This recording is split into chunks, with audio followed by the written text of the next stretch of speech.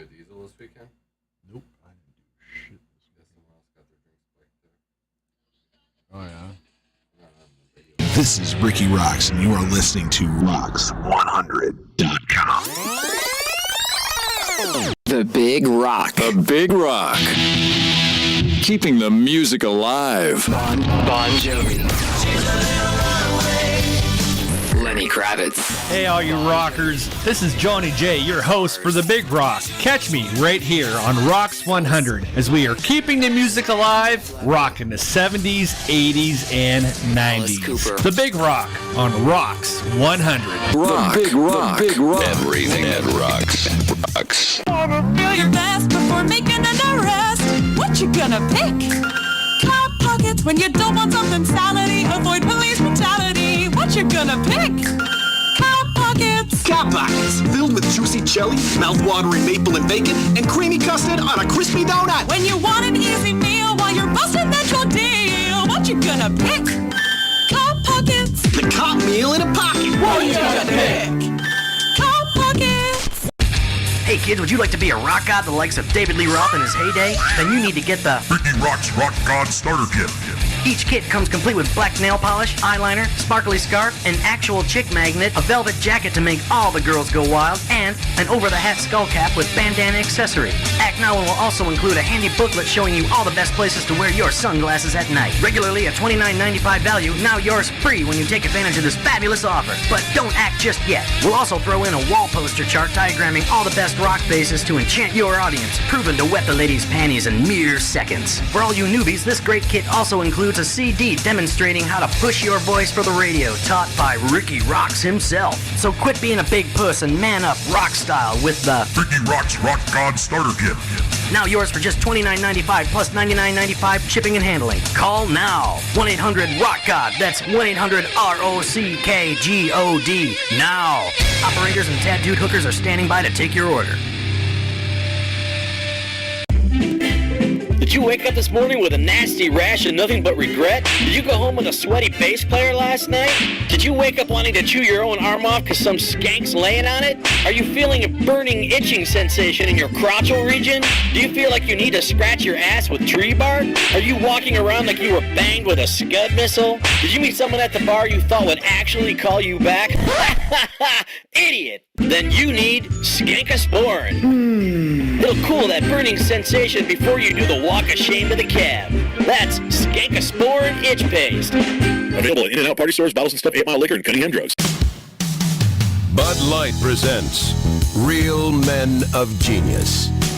Real Men of Genius. This Memorial Day, we salute you, Mr. Gasoline Barbecue Starter. Mr. Gasoline Barbecue Starter. Never mind charcoal chimneys and easy lighting briquettes. The only way to start a real barbecue is with a gallon of 93 octane and a big book of matches. Light up the sky. Who needs eyebrows? You're hungry, and you've got 7 pounds of lamb shanks ready to go. That's a lot of kebabs. You don't just defy convention. You defy warning labels and common sense. That ain't no IQ. So crack open an ice cold Bud Light, oh Prince of the Pyrotechnics, because no one makes a backyard mushroom cloud like you. Mr. Gasoline Barbecue Starter. Bud Light Beer, Anheuser-Busch, Carter's. The following program is recommended for mature individuals and may contain material unsuitable for morons, cretins, and dishwipes. If you are a moron or a member of the PTL Club, please turn off your radio, because we don't need any more stupid, narrow-minded, pencil-neck geeks who wouldn't know the First Amendment if it came up and bit them on the butt. Thank you.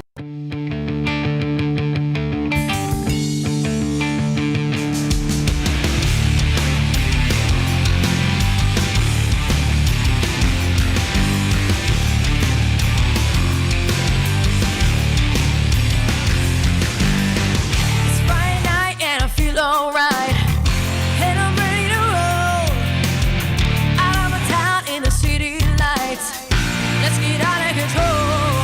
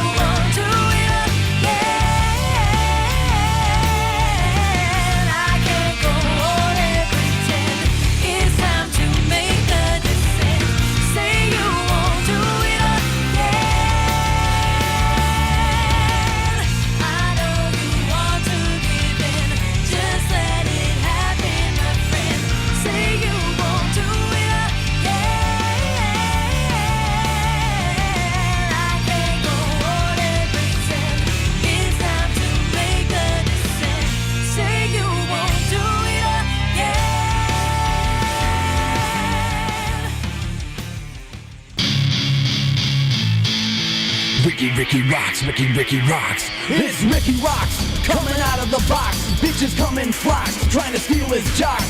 He needs to be contained with padded locks. It's the Ricky Rock Show, spreading like the pox.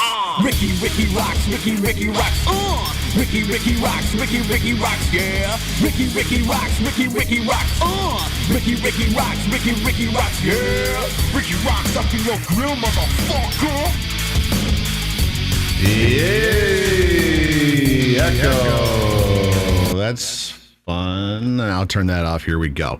All right, here we are, episode number 145 of the Ricky Rock Show, right here on YouTube Live and Rocks100.com.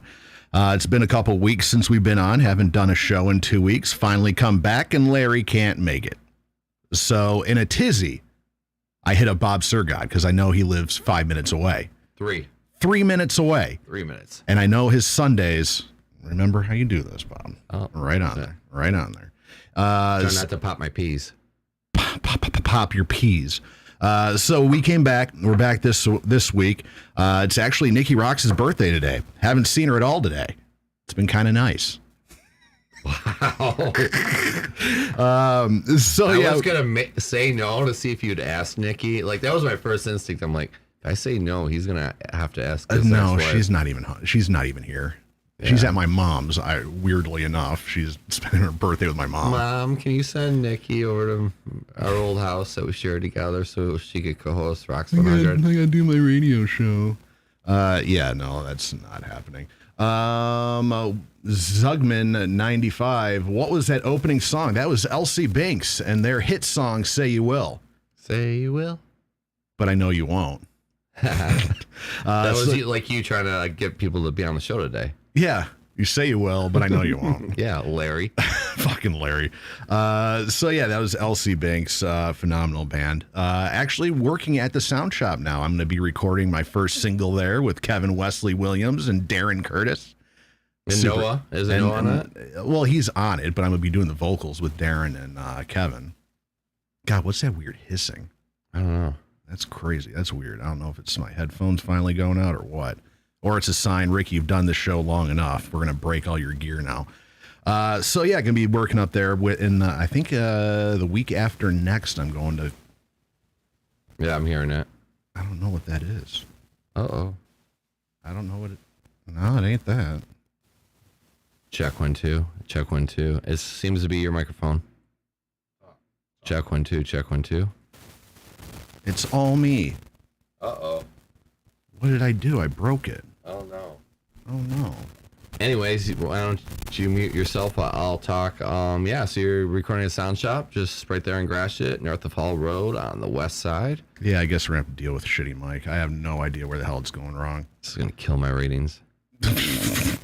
My ratings are wrong. God, that's going to bug the shit out of me. All right. I don't even know what the hell it is. Yeah, it's going to be cables, connections, or cords. That's the 3 C's. Whenever you have an issue, it's cables, connections, or cords. Yeah, it's not. Check 1 2. Not on yours. Yep. What the fuck's going on? I don't know. So yeah, we got an exciting show today, and Ricky's trying to be his audio engineer, and he's also trying to make me the host all of a sudden. Let's see, we got Raymond James would be the guest later on tonight, right, Ricky? Yeah. All right. It's a little better. Yeah. Not really. I guess we just had to deal with. I'm gonna have to deal with this. I don't know. Oh, well, there you go. There we go. Check. Talk. It's that. Yep. This is horrible. Horrible fucking radio. My cords are finally going out. It's about time. Can I Guns N' Roses? Do you ever see the old Headbangers Ball where they said to Axl, Izzy, Duff, and Slash, hey, if you had 2 minutes to remodel the studio, and they just trashed the place? Yeah. Can we end the show like that tonight? No. Yeah. No. Yeah. I kick over this table. Yeah. No. No, I don't have that MTV 80s money. All right. So yeah, we're gonna be talking to the guys in Raymond Knight, Jay, VJ, and Celtic, the I guess guitar player, bass player, and DJ sampler guy. We're actually not going to have Raymond Knight from the band Raymond Knight on there. I guess he can't make it, so we'll be talking. Is there an actual Raymond Knight in there? there? He's like the singer. Yeah. Oh, okay. Yeah, and I guess I found out in like the last week that Jay is actually like a distant cousin of mine. It's really weird. Like the guitar player in Raymond Knight's like a distant cousin. He's like my dad's sister's husband's first cousin or something like that. So when you're getting ready to start that 30-second band of yours, should make it a family affair. Yeah. He's not blood related. It's by marriage and all that. And my aunt's like, oh, well, Jay is, he's going to be on your show and, he's like your cousin. I'm like, that's wonderful. So we're going to be talking to him. A lot of stuff going on that I kind of teased, I guess, in the, we'll do the nuts and bolts and harsh truths first. Let's see if I even updated this. Yes, I did. Okay, so nuts and bolts and harsh truths. This is a segment of the show where you ask us your questions about anything having to do with anything. We'll give our horrible advice and try to answer it. This week, we have a question from Jim out of Port Huron, Michigan. Hey guys, I'm a huge fan of local bands, but had a question that I never understood. Why are some bands, quote unquote, gunning for the top and looking to make a living doing music while other bands are fine with just playing dive bars? I don't get it. That's from Jim in Port Huron. Bob. All right. Because I've known people that have flirted and some people that are actually making it. To truly make it, you kind of can't work. I mean, it's a life. If you really want to go 100%, 110% all in. Yeah. What type of job says, oh, yeah, go take a month off to go do a tour? Right. So, I mean, it's that 1 in a million shot. So I think some bands are just like, and it's been done where you could just play local and go viral, and all of a sudden, the next thing you know, your music has reached out to the Make It Big folks, just virally. But yeah, no, the standard traditional, it's a tough thing. You're gonna have to give up a lot to be able to make your dreams. You can't just like play shows in Detroit and expect that you're all of a sudden gonna make it big. Mm-hmm. You gotta go do West Coast swings. You gotta do Southern swings. And what type of a player? Because you still gotta pay bills. You still need a roof over your head. Yeah. So I mean, that's kind of like where you're at. I mean, if you're all out of work and not working, then go for it. Yeah, that's pretty much the gist of it. It's you have, if you're lucky and you're in a band, you have one of those jobs you can do remotely. That's kind of like the best case scenario. If you want to try making a living doing music, you can do your job over a computer, virtual, and all that shit. But the horrible reality of a lot of musicians didn't go to college. They had huge aspirations of being a rock star. So they're like, fuck going to college. I'm not going to go to college. I'm going to be a fucking rock star. I don't need a degree for that. I just need to be a badass. Those are the guys that are working at fucking McDonald's or in factories and shit that you can't do remotely. Like me, I can't do my job. I can't make cars remotely. I wish I could. That'd be great. Jeff Land can't refinish floors virtually.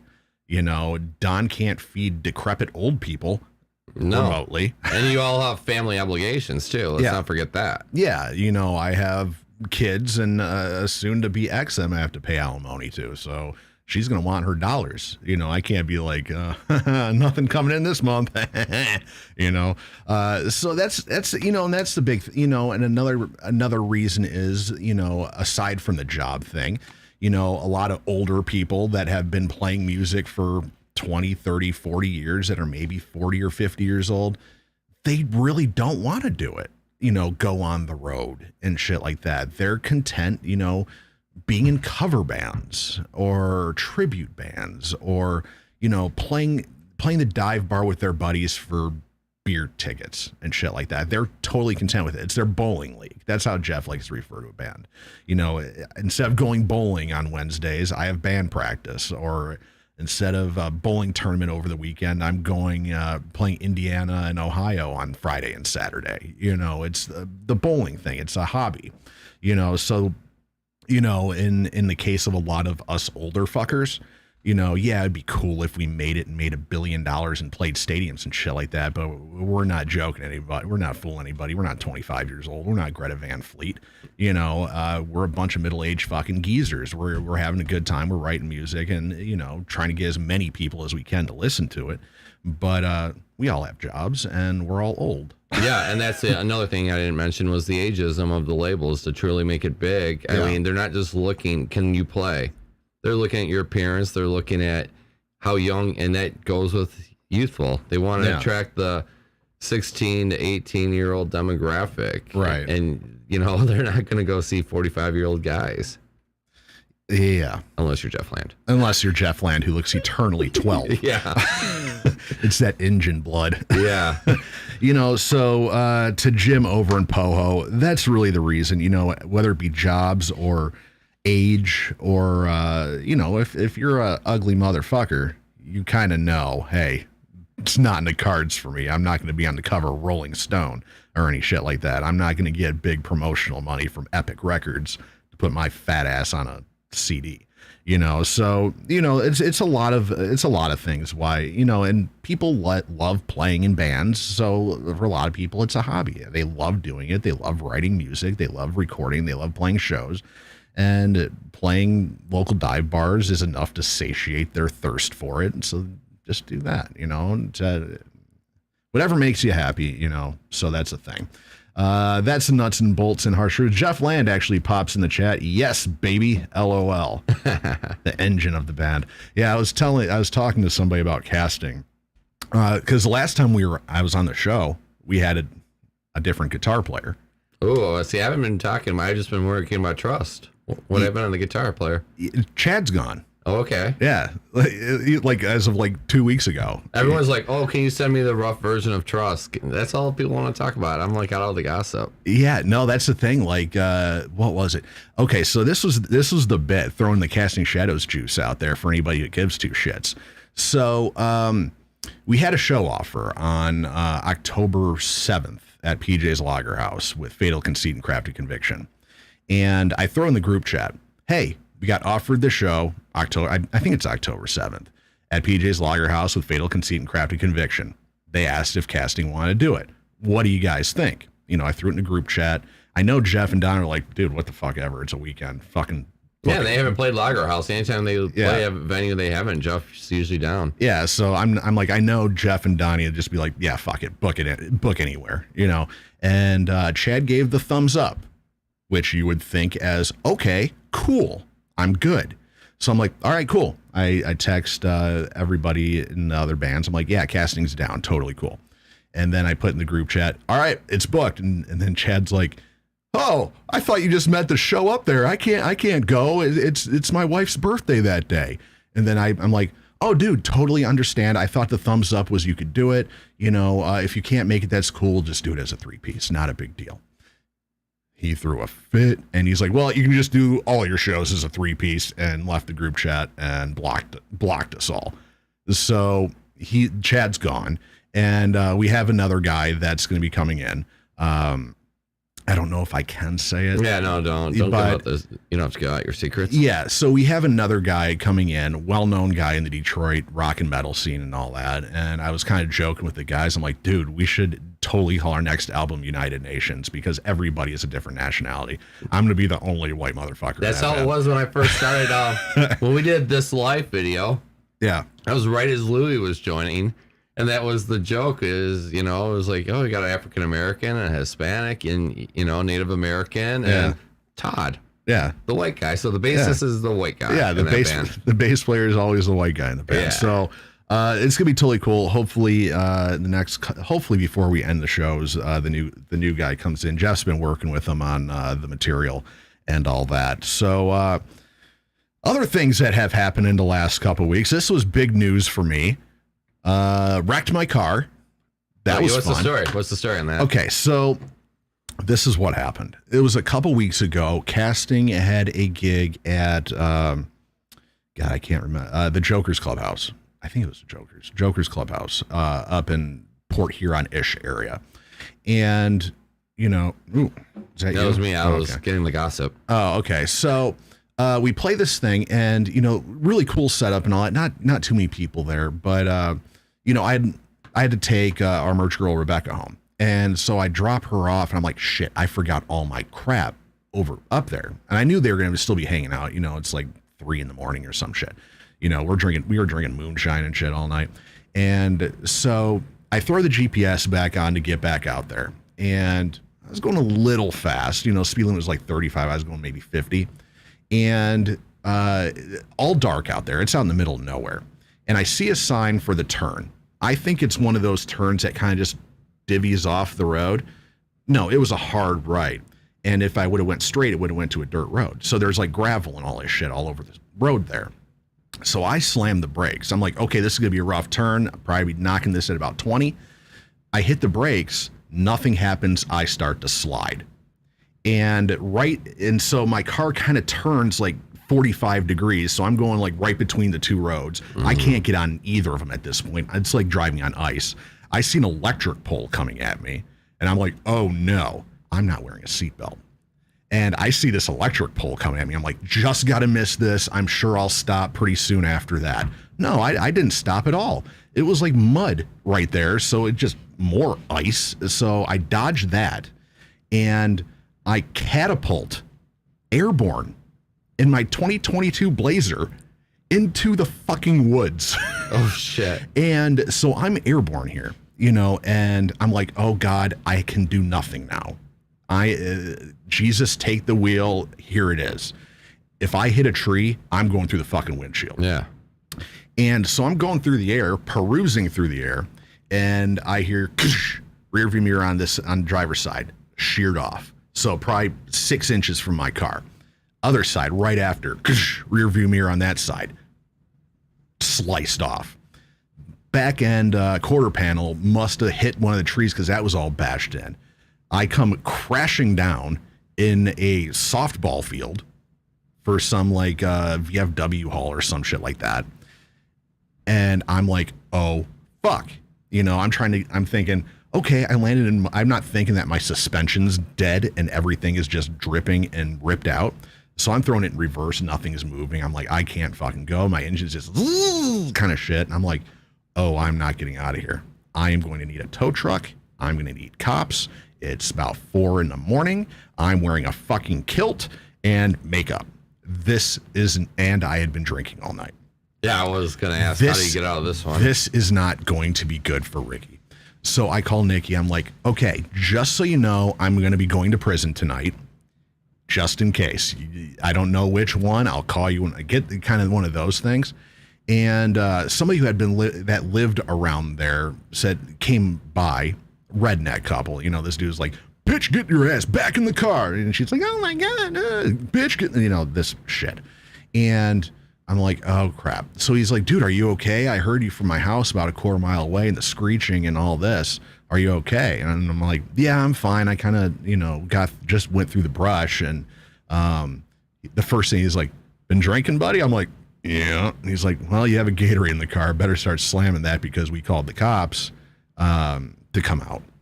So I'm like, oh shit, here we go. And so I'm sitting there waiting for the cops. Okay. And I'm like, okay, I'm just slamming this Gatorade. I'm just like fucking going. I'm trying to wipe off as much of this makeup as I can, trying to make myself look a little presentable. And luckily there was like 2 old dudes that were getting ready for a pig roast the next morning. Putting a pig on the grill. So you got to start that super fucking early. So it's like 4 or 5 in the morning. And I see them over there cooking. I'm like coming out of the woods dressed as Ricky ROXX. And they're just like looking and like, you all right, man? And I'm like, yeah, dude, I'm cool. Just need some help over here. And like, man, well, somebody called the cops. What's going on? And I'm like, yeah, those two people said they called the cops. They're like, all right, well, the St. Clair County, they're really good at it, so they'll probably be here in a couple minutes. I'm like, oh, wonderful. This is great. So I'm kind of hanging out, and guy's like, hey, man, you want some coffee? I could make you some coffee. I'm like, yes, that would be great. Oh. That would be awesome. A big cup. Give me the blackest, most African-American coffee you can make. I want seal black, So big ass cup of coffee. I'm slamming this fucker. And so he goes, hey man, are you sure somebody called the cops? Because they're usually really quick around these parts and all this. And, it's been about 45 minutes since you came over here. Maybe you want to call them again. And I'm like, yeah, good idea. So I call the cops. I'm like, hey, got into an accident. I'm out in the fucking woods. So like, oh yeah, we got a call from somebody, but they sent us somewhere else on the other side of town. We've been driving around there trying to find a car. And, I'm thinking in my head, maybe these 2 people like just totally had my back and they just sent the cops out somewhere. Yeah. So not to bust my ass. So they finally show up and they see me in the RIKKI ROXX gear. And I'm like, okay, I feel fine, But I did slam a shit ton of moonshine and Jack Daniels tonight. Luckily, at this point, it'd been about 2.5, 3 hours. So I'm like, okay, maybe I'll get by with a driving while impaired or something like that. So they come by, they're like, all right, well, since it's an accident, we got to kind of give you a breathalyzer. You know, it's the middle of the night kind of thing. I'm like, all right, you know, I didn't throw a fit. I kind of just, at that point, I'm accepting my fate. I fucked up big time. Better accept your fate because, you know, they'll... Yeah, I wasn't going to fight it. I was just like, okay, I did the crime, or now I got to do the time kind of thing. So they give me the breathalyzer. I'm like, oh, okay, here it goes, moment of truth. And they're like, all right, you're good. You blew a .03. And I'm like, is that good? What's that mean? He's like, well, they had asked me if I had drank that. And I'm like, yeah, but it's been a couple hours. I had some beers. And they're like, well, it's about the equivalent of having a beer in the last couple hours, a .03. So like, all right, you're good. We just want to make sure you weren't drunk or anything. Hang out. We'll get the tow truck here and all this. So they get the tow truck out. Nikki comes up, picks me up with the kids. And long story short. How did that drive go? Oh, it was a blast. I loved it. Loved every second of it. So got the car to the shop, and Donnie Carnes from Fallen Stronger, he's going to be working out at his shop. And he hits me up. He's like, dude, this might be a total scrap. And he's like, your suspension's completely gone. Your axles are all busted. All your lines are ripped out. The bottom of your car's destroyed. And so I got the quote from Progressive this last week. Over $13,000 in damage to that car. So if you look at it, it looks fine except for the quarter panel.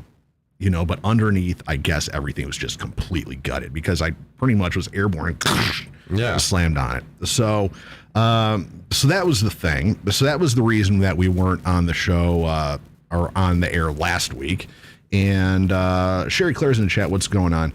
God, I hate this. You're lucky to be on the air at all. I mean, I know, right? Have you wore your seatbelt ever since? Because I mean, that's just stupid. No, it's. I want the excuse. What's the excuse? I've never worn them. It was never a thing with me growing up. My parents never made me wear seatbelts. It was never a habit that I ever had. You know, like when I was a kid, they just kind of you know, we had a station wagon, just kind of throw the kids in the back and you tumble around and shit that. You get into an accident and you kind of fly into the seats in front of you. I had never worn them. It was just a thing. Nobody was like, put your seatbelt on. Nobody. You know, and the only time I'd wear a seatbelt, like in Jeff's truck, you know, I have to, or it'll beep at me forever. Oh, yeah. You know, but my car, it'll beep for like 2 seconds and then it'll go away and you'll never hear it again. So it's like, it's never been a thing. I've never worn a seatbelt. Did the airbag pop on? No, nothing did. That was Steve Ingles' question. Yeah. Good old GM cars, airbags don't go off. So that brought up some questions. I'm like, I pretty much plowed through the woods, airborne, and landed straight down, and not one airbag went off. Everything worked fucking perfectly still in the car. All the electronics are dead on, but everything underneath is completely destroyed. So now I'm driving a fucking rental, and that's costing me $300 a week. A Nissan Pathfinder. Lame. You know, so that's the thing, you know, and what time are we looking at? 7:30.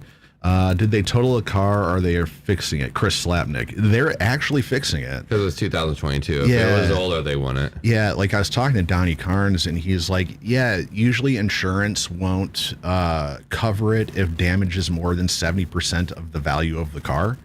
And my car's value is still like at $30,000 or some shit. So, fucking A. So it came in at 13, so I guess they're gonna. So what's your deductible? $1,000. Wow. Yeah. So I was kind of hoping they were just going to scrap it, so I just spend $1,000 and get a new car.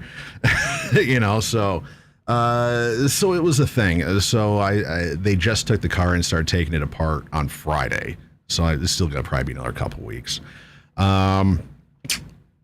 So yeah, that's why we didn't have a show last week.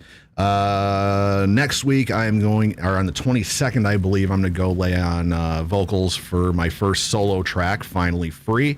That's going to hopefully be coming out in, it's going to be still a long way away. I got to get a music video done for it, and figure out what the fuck I want to do with it. So that's all going to happen. And, what the fuck else? Oh yeah, I'm trying to pack up here and get all my shit moved out. As you can see, I have really nothing on the walls anymore. They can't. They get a big green screen. Huh? the viewers, they can't see crap. Oh, yeah. Well, I used to have a whole bunch of posters on the wall. Yeah. They're all gone. And got into a fight with Nikki today, and I'm like, I can't wait to get out of this I thought fucking you haven't house. seen her today. Oh, like earlier this morning. Oh, okay. You know, I saw her and got into a pissing at match and all this, yelled at her, and it was a fucking thing. So, can't wait to get the fuck out of here. And other news, couple more weeks, and then we're going to be wrapping up the Rikki ROXX show, because like I said, I have to pack all this crap up, and I got to go live with my mom. And so I'm going to have no place to fucking do the show. So probably definitely for the rest of 2022, the Rikki ROXX show is going to be going off the air. We got a couple more shows that we got to get in. Kayla Drange we're going to have in next week. It's going to be a couple days after she releases Ghost, her Bieber cover, her big single on the big label thing. So we're going to be talking to her and about stage drive, solo, all this, playing all that, and talking to her. Dakota Starr wanted to come into the studio before I wrapped it up to do a co-host thing with me, so I got to do that. So I'm pretty much just wrapping shit up and getting people in real quick that wanted to do the show, and then I'm just going to fucking pull all this shit apart, throw it in a box, and throw it in storage. Hopefully in 2023, come back with the Rikki ROXX show. Come back. It'll be a whole different thing. Like I posted on Facebook. Sorry, Chris. What'd he say? That is lame. Do it in the bedroom at your mom's house. So I'm picturing you rolling out of bed and just like, okay, we're on the right air, you know? Oh, shit. I can't fit this shit in that room. God damn. So, I mean, I was listening to I found old episodes of the Rikki ROXX Effect, my old radio show. Mm-hmm. And I was listening to him today. I'm like, oh my God, those shows were so badass and fun. I had like 3 co-hosts and I had a studio, and I always had an open door policy, so if you were like around, come by. Yeah. So when I was on Diffuse, we had the place in downtown Mount Clemens. So you'd have people at like 3 Blind Mice, and they'd be like, oh, Rikki's show's on. Let's go 2 blocks over and pop in. So I'd have all these musician people just kind of come in. Were you still on Sunday nights? Or? Yeah, it was still it was still Sundays. I think we were doing 7 to 10 then, I believe. I think it was a 3-hour show then. And then before that, I was at the Russell, so I'd have people coming up and all this all the time. Oh, yeah. Because they were like, Rikki has beer. We can go hang out there and drink for free. So they'd come in, and I'd have all these people just kind of just show up. Back in the day, Kelly Tucker would just show up on Sundays and just fucking crash the show. So it was like fun, that unpredictable kind of shit. So I'm like, I definitely want to get back to that when I relaunch the show. New co-hosts, Bill. There it is. I just got fired. Everybody did. I'm starting brand new. I'm gonna get a new studio. I got to find out where it's gonna be. I'm gonna get a studio and green room and the whole bit, and relaunch ROXX 100 add more shows, more content on there, and do it the way I wanted to do it, but that one wouldn't let me, so now I'm like, you're gone, so I can do what the fuck I want, So hopefully sometime in 2023, relaunch the Rikki ROXX show and ROXX 100, and it'll be a lot better than the train wreck it's been for the last little. That's why. Jesus Christ.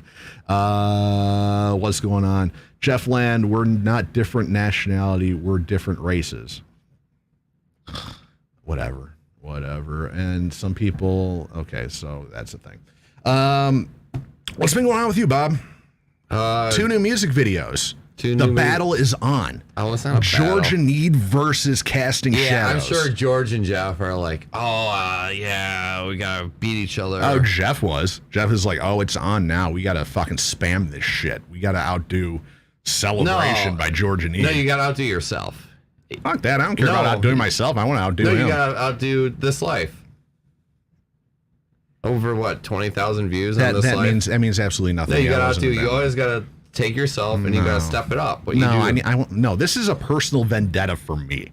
I want to outdo Kevin Razlog. I doubt Kevin Razlog's sitting at home thinking, I can outdo Rikki ROXX. He's probably high. He probably doesn't even know what's going on. No, I want to beat Kevin Razlog. That's my vendetta. You my don't want to beat vindictiveness. Todd from, Todd was in This Life. Well, so were you in This Life, I guess. I was in every single Casting Shadowz Yeah, video. you're a fan in This Life. Yeah, I was in. I am in pick every. me, Jeff. Yeah, there's a shot where you're saying, "Pick me, Jeff. Pick me." Is that a shot? Yeah, you're in the crowd. You're. That's what you're shouting when casting's playing. Oh, okay. Well, I didn't pay that much attention. I'm like, well, I'm there. So, sounds like Ricky is having his own pig roast right now. I don't even know what that means. What's that mean? Pig roast? Yeah. You never been to a pig roast? Yeah, but why am I having my own pig roast right now? What's that mean? I don't know. Do I sound bad? Do I sound like a pig? I don't. What's going on? Yeah, I mean, you're like, it's so competitive between you and Kevin. I guess that's where. I mean, Chris will have to explain more what his thoughts are, but yeah, no, it's my thing. I just want to do better than him. He thought, well, if This Life doesn't go bigger, if This Life is the biggest song, you consider that a failure then, or you don't care about This Life? I've never cared about that song, to tell you the truth. But I hate the that highest song. views by far. Yeah, but that. I mean, I think Falling Down personally is a better video, but I can't lie with the numbers. Well, that video's been out longer. I'm sure in 5 years, Trust will have more. Oh man, than you that. should have seen that. It got to 10,000 like 1 week. Well, we're at 5,000 in 2 days. So I think we're doing good. Yeah, I think we're doing all right. And what's celebration at? I want to know that. Look it up. I'm not looking at. I'm staying out of this. Oh, Bob, come on. I need some drama in my life. I only got a couple more weeks of this. Okay, I got to look it up. Chris Slabnick's probably sitting there like, dude, I have like 145 million views and you guys are bitching about 5,000. Stop it. He was making fun of your wife. Oh, okay. He doesn't have it on Facebook. Just the YouTube. Why doesn't he not have it on Facebook? I don't know. I just give them the video. I don't tell them how to put it out. Oh, George. Okay. What's he got? 362. Okay. Okay. What's Casting got on just YouTube? Okay. Georgia Needs Celebrate. 9 days ago, 362 views on YouTube. Chris Slabnick again is like, dude, we had 362 views in 15 minutes. Trust 244 in 3 days. So Georgia Need is 362. About 120 away with 6 more days. All right.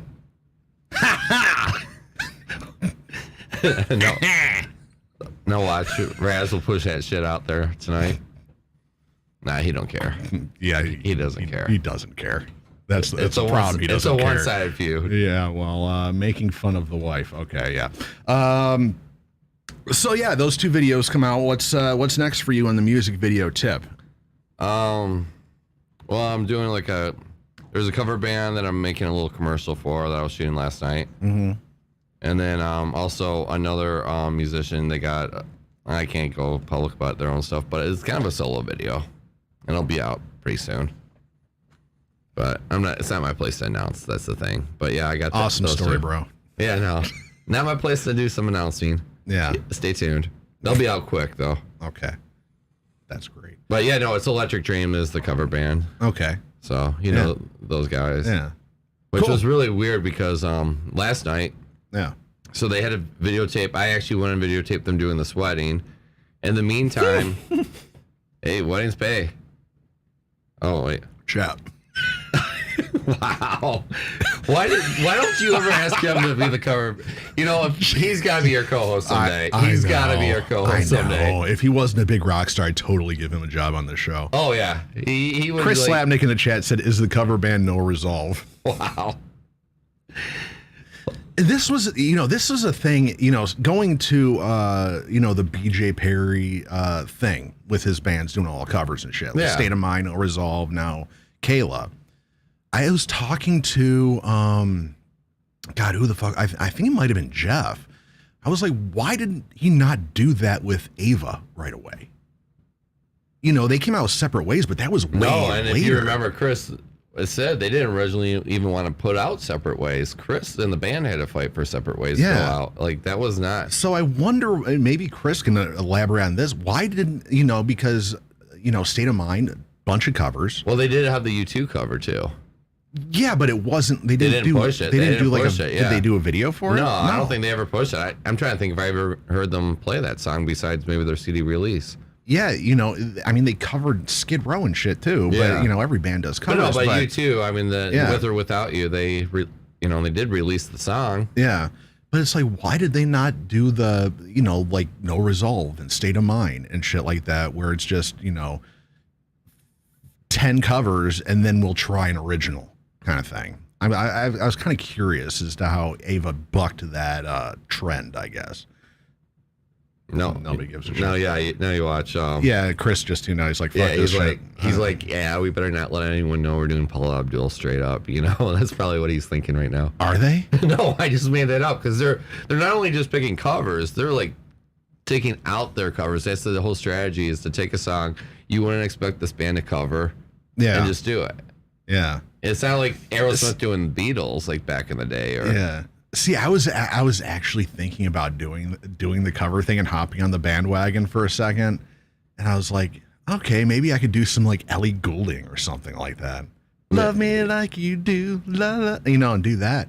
And I'm like, oh no, I don't. No. So I'm like, okay, I'm not going to make a rock version of Love Me Like You Do, So Chris in the chat said he just never wanted to do it. There it is. So maybe that's the thing. Like State of Mind, No Resolve. We're like, well, this shit fucking works. Let's just keep pumping out these covers. Oscar, like, if you talk to him, his big idea is to get a gold record. He wants the gold record bad, and half the work's already done if you just pick a popular song. I guess. Like, he wants that Billboard gold record coming in the mail. I mean, that's goals. I mean, yeah, but you can go on eBay and buy one. That's kind of like the same thing as just recording someone else's song. It's not really yours. It's. Well, I mean, they're making your name's on it. Yeah, but they're making a No Resolve version. When they do these Disney covers, they don't sound like, we're not going to use every single instrument that they used on this song. No, they made it their own. See, I don't know if I would be okay with that. I would rather see that than hey, we're going to do a cover spot on. Shit, I got a platinum record right fucking there. It's... Yeah, but it doesn't. It says Guns N' Roses on it. Yeah, well, I can take the label he wants off it and to say No Resolve. I can schlep my name on there and be like, it's not real. Neither is that really though. You're doing somebody else's song. That's been going on forever. Yeah, but to do that just for a gold record or a platinum record, seems kind of cheap. Well, it seems kind of cheap to me. All right, I'll look at it this way with No Resolve. I remember years ago, they were getting on XM, and you'd go see them play the Pike Room at Crowfoot. Mm-hmm. Yes, it'd be a crowded Pike Room. Yeah. Now, they release a bunch of covers. They're selling it 2 nights in a row at Machine Shop. Which would you rather be? Do your own songs and play packed Pike Room, or do covers, mix in some covers, and get in 2 sold-out nights at Machine Shop? Okay, so that's kind of like asking the question, would you rather be an original band, or would you rather be a session player for somebody who's playing arenas? That's when it comes down to artistic integrity, I guess. Are you going to go at it from a business point of view? Yeah. Schlep me up on stage with fucking NSYNC. I'll cash the checks. What was the nuts and bolts question? Gunning for the top or playing dive bars. There you go. And that's another thing to Jim. There's the artistic integrity part. Yeah, I could whore myself out as a session bass player, and hopefully one day I'll get a gig with a bigger band and get hired to go out on tours and play arenas and shit like that for NSYNC or Rihanna or some bullshit like that. And yeah, I'll cash checks, and sure, I'll probably pop up on an album, and I'll probably get a platinum record. Ain't my fucking music though. I just happened to play on it, and I played bass on a Rihanna song. Now I got a platinum record. It's not really your song though, So with the artistic integrity, if you're an artist, you'd be like, well, I'll just play my original music, and if as far as it goes as dive bars, at least I'm doing my music and not cheaping myself to play somebody else's stuff, being in a cover band. Yeah, no, and actually it's kind of interesting, a story, because his name was Alec, and he was the guitar player for Lou Graham in Asia when I had them at Sterling Fest, and I had to drive him at 5:30 in the morning. And it's pouring down rain. So we're in the car for a while and we're talking. So get this. So he doesn't want to like tour his own music, but like Jennifer Lopez, Mark Anthony, Ricky Martin, he does all the session guitar work for them in the studio, but he doesn't want to go play his own stuff on tour. He actually then prefers playing Asia and Lou Gramm songs. So like the CDs are him, but then he won't tour his own stuff. He tours other people's stuff. It was the weirdest thing, and just this discussion just made me think of him. Yeah. So, yeah, I'm hitting up Jay right now. He's like, is this it? I thought it was Zoom. It is Zoom, Jay. You're going to be... People don't get it a lot. So if you have good songs and do it right, you can build up a crowd and play original music. Chris Slapnick from Ava Under Fire. They made it on their own material. However, I love the band. Everyone in the world knows this, but they've always done separate ways. Sometimes they've mixed other covers, and they really did build a crowd on playing shows. Well, sure, every band can play covers. You know, ask Jeff Land. He can play 3 a.m. by Matchbox 20, and he'll gladly do it any fucking day of the week. You know, but it's one thing that every band has the cover in their catalog. You know, like when I was in New Day, we'd play Rage Against the Machine shit. When I was in Mountain Road Engine, Rage Against the Machine shit. Or throw a Royal Blood song in there. You know, every band has a cover you can whip out. You know, if the crowd's starting to kind of lose it a little bit and kind of fade out, you kind of play a song they know to get them back in. Yeah, that's one thing. But to go and pretty much that's your band's existence. Oh yeah, is covers. You're a cover band. No, then you should be doing weddings. Like if you No Resolve is a great band, and their original songs are phenomenal. They're great songs. State of Mind, they have great songs. They were getting like 50,000 streams a day. You know, they have a week or great songs. You know, I just kind of wish there was that promo power behind their original songs. I mean, it's like, yeah, you can put out, Aladdin's greatest hits all you want. At some point, people aren't going to view you as an original band anymore, or people aren't going to want to hear your original music. They're like, oh, do A Whole New World from Aladdin. That should be your next song. You know, nobody wants they want a new cover. You know, what Disney song are they going to do next? Are we going to do Colors of the Wind? Let's pull that shit out. But this is a formula that's been going on forever. I mean, the Beatles, they did it. They did covers, and I'm looking at all your Guns N' Roses memorabilia. They did Heartbreak Hotel, Jumpin' Jack Flash. That was a different era, though. I mean, when the Beatles came out, that's all bands did was play old, blues standards. You know, nobody wrote music. You had songwriters for that. You know, bands didn't write their own music in the 60s. You know, are you going to knock Guns N' Roses for doing so many covers, for releasing a cover album? They didn't make their career on it, though. It's one thing to release one, like Knocking on Heaven's Door, Live and Let Die. Sure, those came out like 6 years after Appetite for Destruction had sold 10 million records. Yeah, but Live Like a Suicide was loaded with covers. Yeah, but that was just a fucking demo. But that's why they got discovered, was bringing that crowd attention. You think the CEO of Geffen's going in the whiskey to see? No. It's like, where's the buzz? Sure, they had Heartbreak Hotel and all that shit, but they had the originals in there too. You know, and I don't want to shit on No Resolve. You know, I love all the guys, Chance and Oscar and all those guys. Great guys. They write great music. They went on tour playing covers. Not one original in their set. Wow. They're under the covers tour thing they did before they went out with Hinder. Okay, they went that tour. They went and played like 2 weeks where all they did was play the covers, and they sold every fucking place out.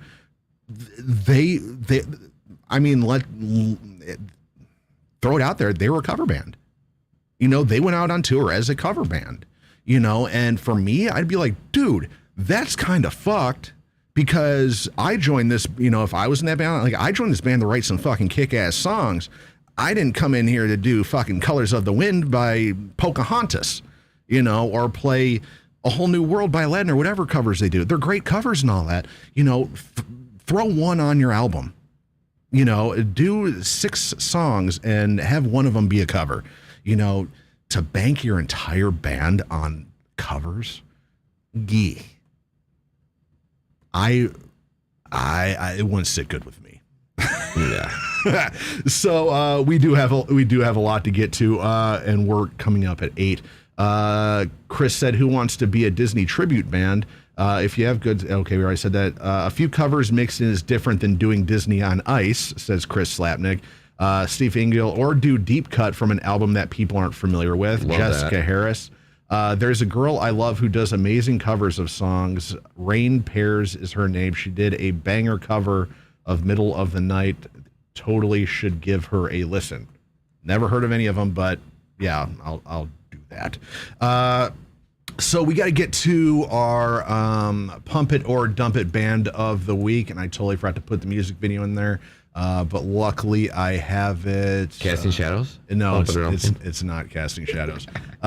This is a band. I'm going to see if I can type and do this at the same time. Band out of Charlotte, North Carolina called Forever May Fall, and their song Undertow. Okay, got it. If you are into bands like Evanescence, Hailstorm, Bad Omens, and Spirit Box, you might be into these guys. Female-fronted rock metal band. They had a 9-song album released in 2019. They're kind of on the singles tip. Undertow came out, I think, a couple days ago. So we're going to play that. Info on these guys. Forever May Fall is a 4-piece rock band from Charlotte, North Carolina, founded in 2017 by vocalist and songwriter Jillian Brennan. With one album down, a lineup change, and a global pandemic abruptly halting momentum, the band has come back swinging with their hiatus-breaking single Aftermath, released in February 2022, rebranding and blending the sounds of influences such as Evanescence, Hailstorm, Bad Omens, Spirit Box, Under Oath, and many more.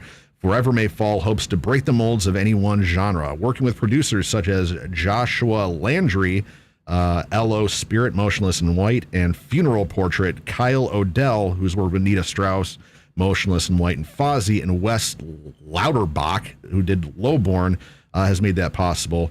So super cool. We're going to check that out.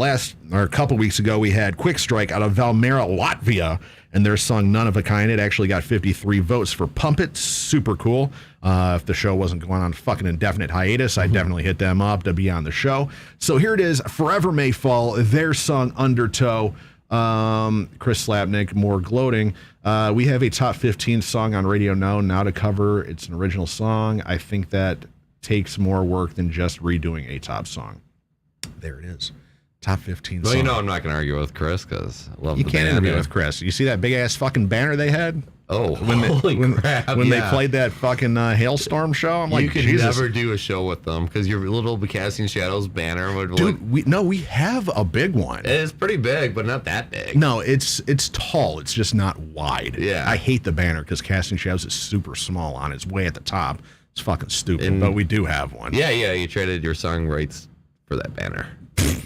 Pretty much. All right, so here it is. Forever May Fall, Undertow. We'll be right back. We're going to squeeze in Beer of the Week when we get back and then get on the tip with the guys in Raymond Night. Here it is, Forever May Fall, Undertow, right here, episode number 145 of the Rikki ROXX Show, Rocks100.com.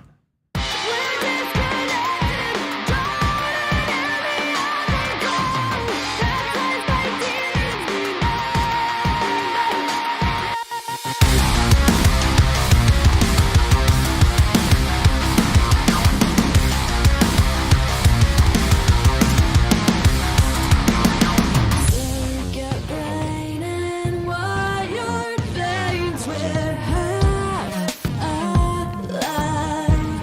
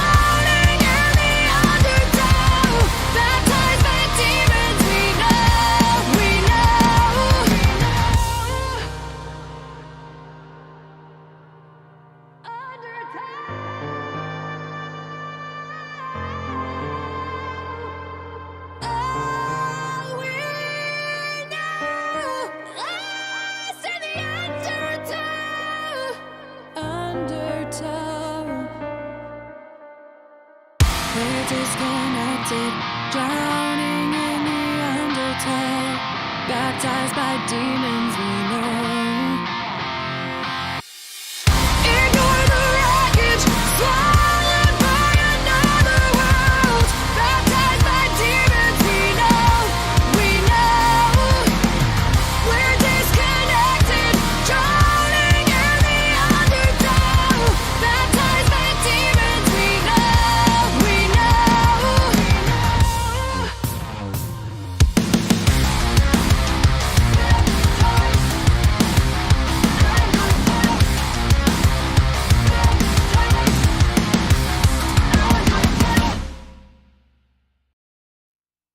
Yeah, there it is. That was Forever May Fall out of Charlotte, North Carolina, on their song Undertow, brand new single by those guys. Hop on over to facebook.com/forevermayfall. Drop them a like. Give them all the love. If you dug it, head on over to facebook.com/rocks100. Go to the Pump It or Dump It Band of the Week post. Give it the thumbs up if you dug it. Give it the face if you did not dig it so much. What was that? Oh, I give it a thumbs up. I thought you were giving me gang signs. I thought I was about to get shanked. I just saw a hand come up. And I'm like, oh, God, here it goes. Here's what I think of your opinion of Disney covers. Oh, so you like the Disney covers? Is that? I was giving you a hard time. So, okay, let's go back to that for a second. If you could have no resolve cover one Disney song that they haven't covered yet, what Disney song would it be? Crap, I don't watch Disney movies. Do I look like someone with kids? I don't know. You kind of look like somebody that might watch kid movies. I don't know. Let's see. Is A Whole New World, is that? No, that's like American Tail. Wait, is that American Tail? A Whole New, that's Aladdin. Oh, is it? Yeah. All right. A Whole New World? Yeah. You'd like to see that one? Yeah, I don't know. That was the first thing I could think of. Okay. A whole new. Get Amanda or Ava from Ava Under Fire to do the Jasmine voice. Come on, Ava, hop on the Disney bandwagon here. So we're gonna move into a beer of the week. Oh, by the way, I like the band. I'm gonna pump it. Okay, cool. So did you give it the thumbs up? I will. I will. I'll be the one. Okay. So how many on the last one did you have? Did you have any emoticons or? The last one we did was Quick Strike. They had 53 votes. Oh, or upvotes. Yeah, good. Because I remember the one show where you were saying no one ever votes on. Yeah, because nobody ever fucking shares it. You know, they think that, oh my God, this dumb radio station from Detroit's playing our stuff. Millions of people must be listening. No. And the only reason I do it is to get the invite options for everybody that likes it. So now I can invite them to like Rocks 100. That's how I've gotten like the 9,000 likes we got. The Pump It or Dump Band of the Week. So when they share it and all their friends like it, now I can invite each of them individually to like Rocks 100. It's a horrible promotional tool, but I use it and I whore it like crazy. All right, so beer of the week. This week we have 3 Floyds Brewing out of Munster, Indiana, and their Lazer Snake IPA. This is a 7.0 ABV 55 IBU American IPA. Pick this up for $12.99 for 6 12-ounce cans from B&B Beer and Wine in Chesterfield, Michigan. You want to get drunk and live the life of a rock star? Live like RIKKI ROXX, soon to be divorced and living with his mom. Go get hammered. B&B Beer and Wine. Drink your sorrows away. And go total your car out. And go total your brand new car. If you want to party like a rock star on that kind of level, B&B Beer and Wine, you will do just fine. Oh, I have a horrible life. All right. Sounds fascinating. I could live, I just watch, It sounds it sounds fascinating. Yeah. You're like, wow, when I think my life couldn't get much worse, I'll just check out what's going on with Ricky. It's been a pity party for the last couple months. I feel bad for anybody who has to read that shit. Time for me to taste the snake you gave me. Ooh. Oh. We gotta wait till we're off there for that one, Bob. Oh, hell no. I'm you want to taste the snake, huh? All right, so here it is, 3 Floyds Brewing Lazer Snake IPA. Let's give it a sample, I guess.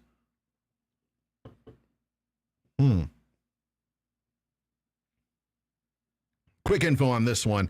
Lazer Snake is a good old-fashioned India Pale Ale brewed with special Bavarian hops that give Lazer Snake its smooth, non-filtered appeal to all craft beer and macro enthusiasts.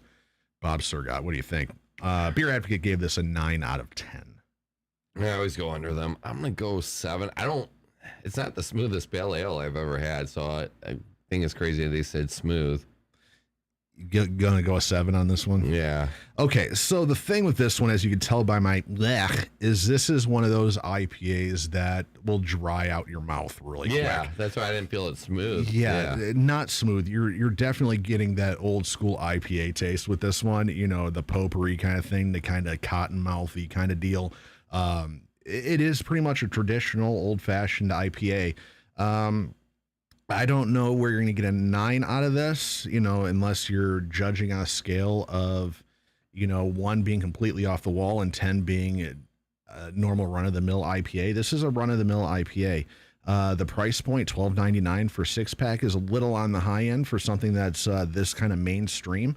The packaging is kind of cool. It's kind of got that. I mean, it's got a dragon with like machine guns and stuff. I mean, it's pretty damn sweet. Yeah, to be honest. it's pretty cool packaging and all that. Stuck out, and so that's why I picked it up. I thought it looked interesting. I thought, you know, maybe get some different flavors out of this one. But it is a traditional IPA, and canned November 2021, so it's been sitting for a couple months.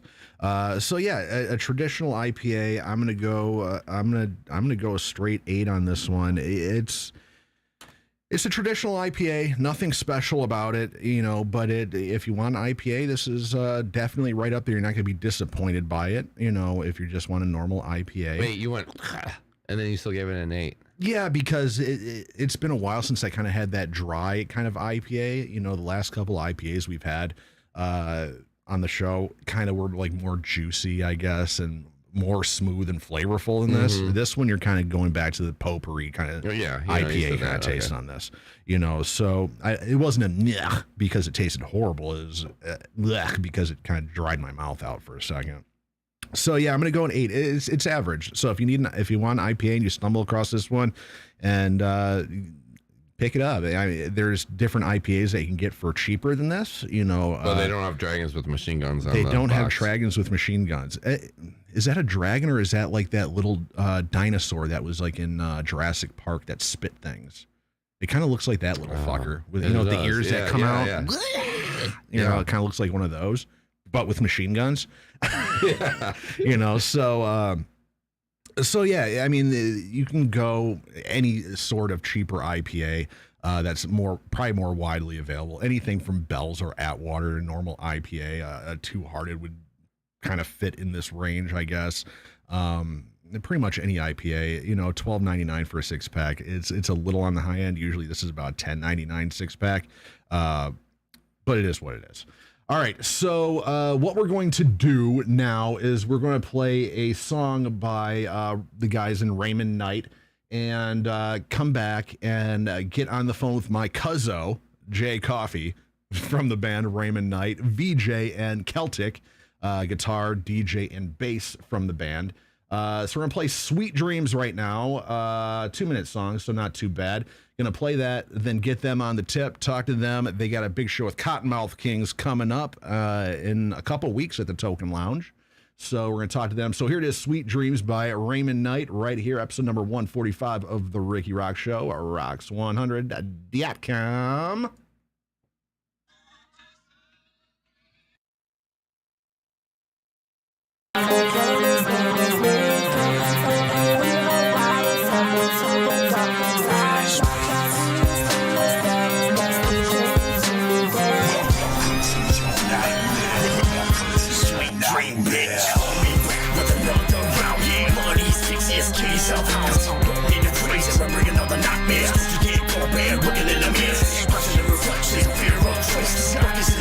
We're bringing another noise. Down on your knees, you pray for a sweet dream. Not this guy, motherfucker, he's straight. Straight before you close your eyes. Count it in, it soon will rise. In your nightmares, all you see. Ghouls and demons, fire streams. Never escape this world of loss. To take your life, you count the cost. Welcome to the skids and fears. Run is scared, we are the nightmares.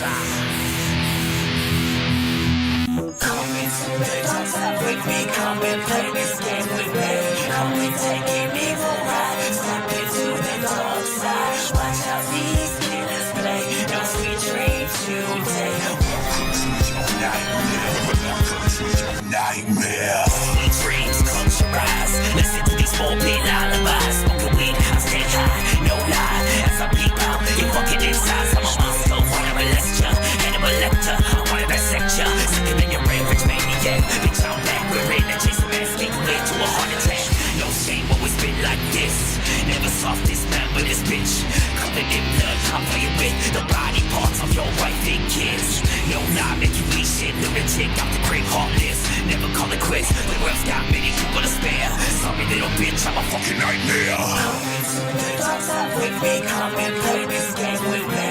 Come and take an evil ride, step into the dark side. Watch how these killers play, no sweet dreams today. Welcome to your nightmare. All right. There it is. Sweet Dreams by the boys in Raymond Night. We're going to switch over to here. And then I'm going to do this. See if I can get this. Turn that on. See how we do. See if we can get them in here. Waiting patiently. Connected to audio. Are we going to get video or do we just get audio? Are you there? Can you hear us? Hello. Oh, there they are. Hey, how you guys doing? Can you hear us?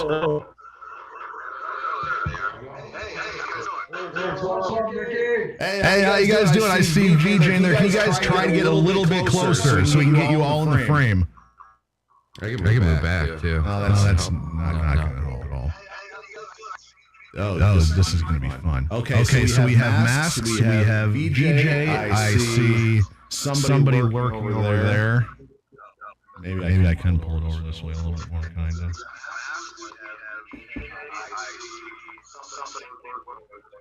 Yeah, it looks kind of weird, but kind of fitting. Movie magic. Yeah. All right. Can you guys hear us? Y'all give us some thumbs up if you can hear us. Oh, this is going to be fun. Yeah, but you're echoing. We have to turn down our volume. When we do, we can't hear you. Oh, no, they can't hear us. Can't hear us. So. That's going to create a feedback loop. I can hear myself over there. Yeah, you can. But the problem is whenever they talk, they're going to have feedback because... Wait, do they have the YouTube show on? I think they do. Yeah, get rid of the YouTube if you're streaming YouTube. Yeah. Holy moly. Can you hear us out of your phone? Because I'm assuming you're doing this on a phone.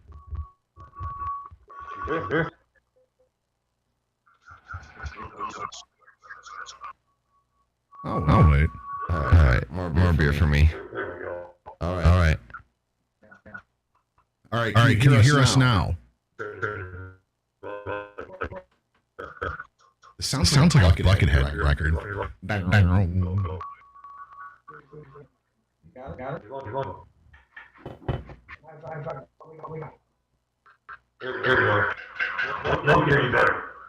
All right. Check 1, 2.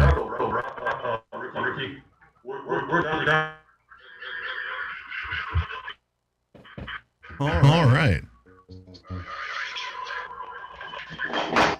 Live radio. I know, right? So can you guys hear us now? Are you guys all set?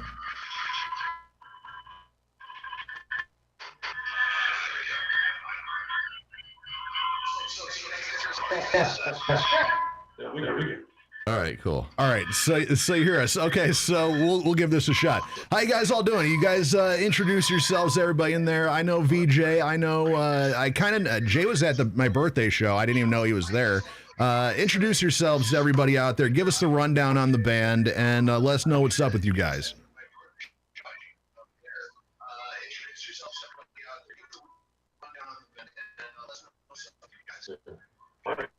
Coffey. I'm gonna get Pagan Irish. Basic just picked up last night. This is a long interview. Man is always doing this.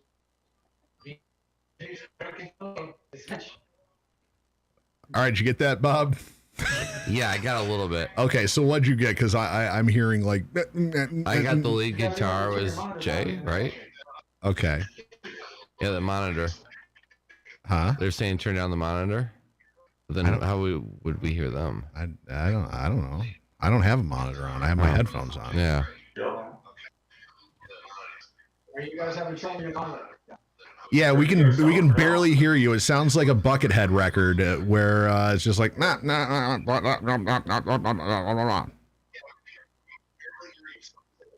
You should be able to hear me out of your phone. I just laughed. Delay. All right, so I'm gonna throw. I'm just gonna throw question. I'm gonna throw a question. Okay, this is a weird delay. Okay, so I'm just gonna throw a question at you, and then whenever you get it, just interrupt me, and we'll give this a shot. Okay, so you guys have this upcoming show with Cottonmouth Kings at the Token Lounge in a few weeks.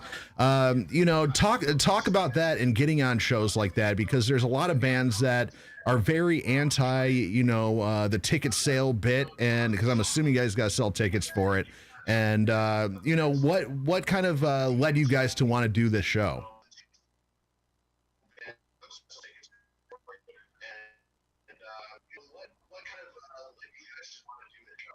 Well, a few years ago, it was me and I. It was under another name back then called Puppet.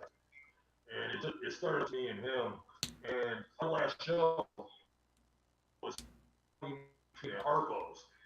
We opened for Motown Raging Cottonmouth Kings. So it's kind of funny. That was our show before the pandemic, and now our first show is Motown Raging Cottonmouth Kings. As far as these guys go, we entered them to the band. They've been a great addition. VJ with his visuals and his art is genius, and we have Celtic Irish here, pumping on that bass, a great bass player. So we've added another dynamic to our music. We're a band now. We're not just a duo. As far as ticket sales goes, the best thing I can say is we just go by case basis on that. With Cottonmouth Kings, I sold those tickets very quickly because they're a great band. It's a great show. I have no problem doing it. Best advice I can give to other bands is to make sure that it's worth it, and then you can get rid of the tickets. A lot of times these local shows, you got to kind of beg people to come to. Even a great band like Casting Shadowz, or Fate and Misery, or Creeping Chaos, you have a little trouble selling tickets, to those kind of shows. So it always helps to have a national on the bill if you want to sell tickets. Right. So, I've known VJ Strokenfold for many, many years. What does he bring to the band, that kind of makes you guys stand apart from everybody else? No, get out of here. Not you.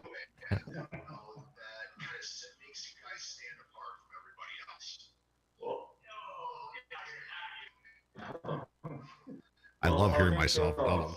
Why we stand out is because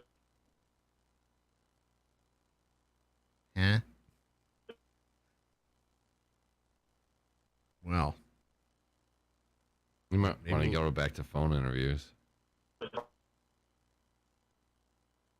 Yeah, I think we might have to go back to the phone for this one. Yeah. It sucks because VJ put his makeup on and everything. No, I know. Was a great answer on the first question. Like, I was like, okay, I'm into it. And now it's like, when you do interview, you got the first softball question, then you go to the second question and the third, and it's like, this is really hurting continuity. Like you get that flow. Okay, so what we're gonna do is I'm going to send Jay the number, and we'll try this. Jeff Land. Okay, I gotta send these guys a number. Zoom doesn't seem to be working in our favor today. You guys wanna just call 313-829-0545.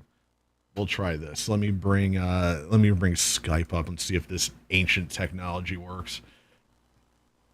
Okay. So while we're doing, hopefully this works. I don't know. I haven't used Skype in forever. Oh. Would that be a good cover? I haven't either. Oh, now it comes up. Oh, no, yeah. We can hear them again. We stopped hearing you guys. It's gotta love live radio. Got a buckle. There's a buckle. Yeah. All right, you can hear us now? Okay. Yeah, we can hear you now. There we go. Okay, I think we got him. And it's less delay, I think. Okay, I think I got him. Real.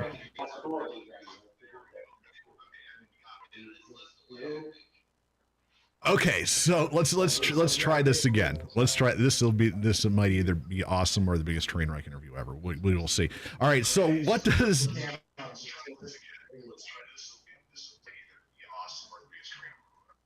Okay. Just go. Okay. I'm going to take these off. And all right. So, getting back to the question, getting VJ in the band, a guy that I've known for a long time, Detroit Dungeon and all this, what does he bring to the band that kind of sets you guys apart from, other bands in that kind of, what do you call it, horrorcore kind of genre?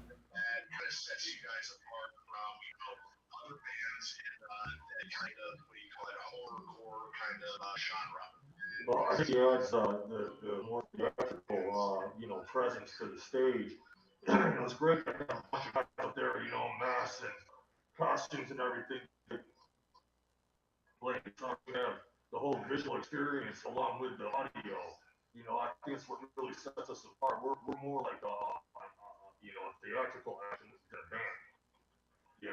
I mean, we're all about the music, but we're also all about the visuals and performances as well.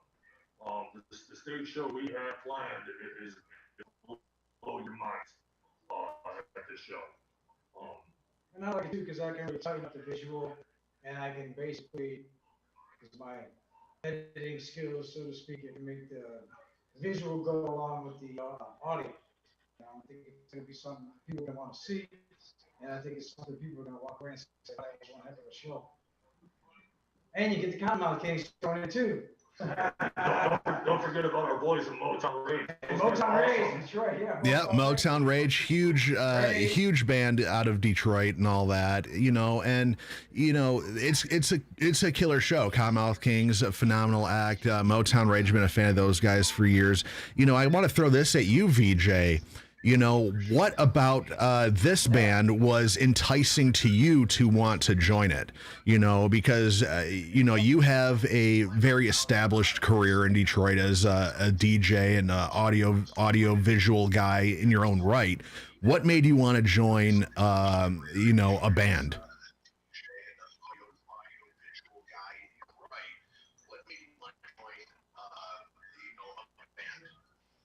That's a great question, man. There's all my accomplishments, yourself included, with doing great stuff in bands and DJing and all that stuff. I don't know, Jay got the time, and he's just like, I got something you might be interested in. I enjoyed the music. I could see it as a visual, so I knew I could bring to the table in that. So for me to really kind of jump into a band and everything. How did we lose him again?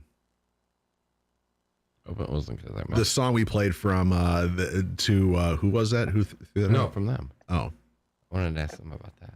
Sweet Dreams. Oh yeah. If we get them back. Yeah. Cell phone reception sucks tonight. You do this out of your cell phone, the Zoom, or?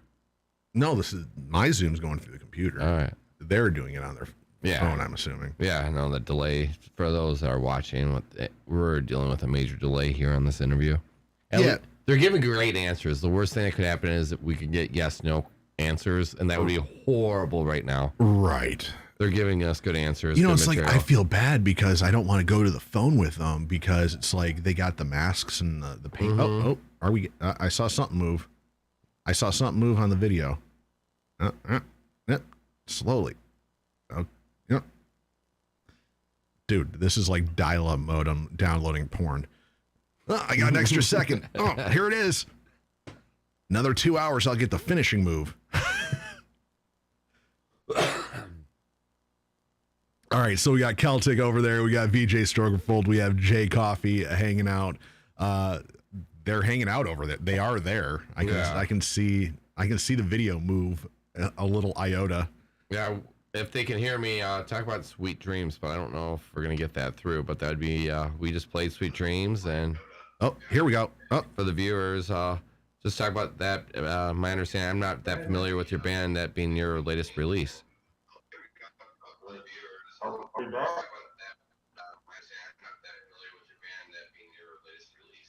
Yeah, Sweet Dreams, that's our take on, the Marilyn Manson Sweet Dreams. Raymond Knight came up with the concept for the show, or for the song, rather. So,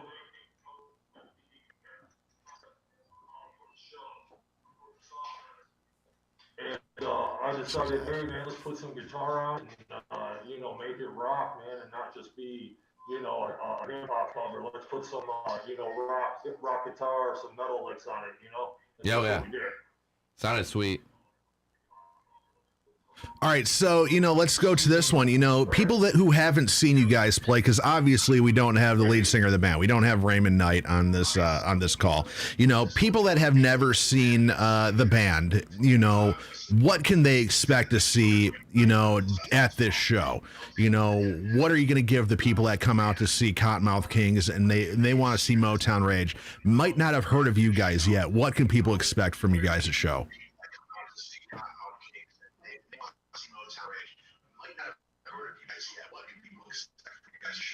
Well, people can expect crowd interaction, loudness, killer riff, great visuals, and a theatrical performance. I mean, nothing like they've ever seen. I mean, they're going to walk away. They're going to remember who we are. Yeah. After we perform. Okay, so I feel remiss because I see Celtic sitting there, and he's not saying anything. So, and it's a bass player. Nobody ever talks to the bass player. And as a bass player, I empathize with the guy. I want to talk to the bass player. So he's sitting there wearing the shower cap, it looks like, and he kind of went out of frame, but he's wearing like a shower cap and like a mushroom mask or something like that. Something I wanted to ask all you, and VJ, I'm surprised I never asked you, what kind of led to your guys' individual kind of mask thing? Because, Slipknot has their stories behind their masks, Mushroomhead has their stories behind their masks and their face thing. VJ, Jay, Celtic, what are the stories behind your guys' I guess masks and face paint and all that?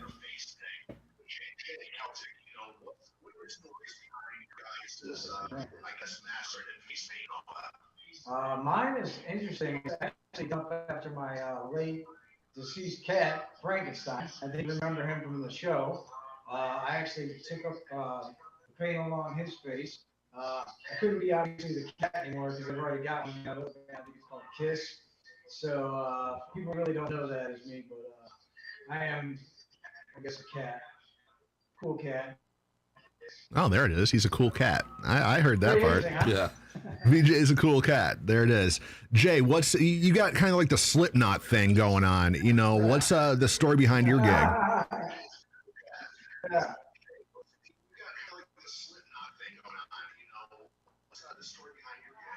Well, these nights, when I started performing, I thought to myself, what's more important, my image? There it went again. We lost it again. We were getting into it too. Oh. Come back. We're almost there. Hold it.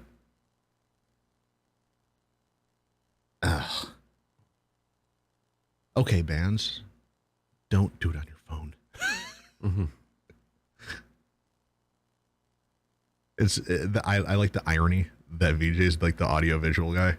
Yeah.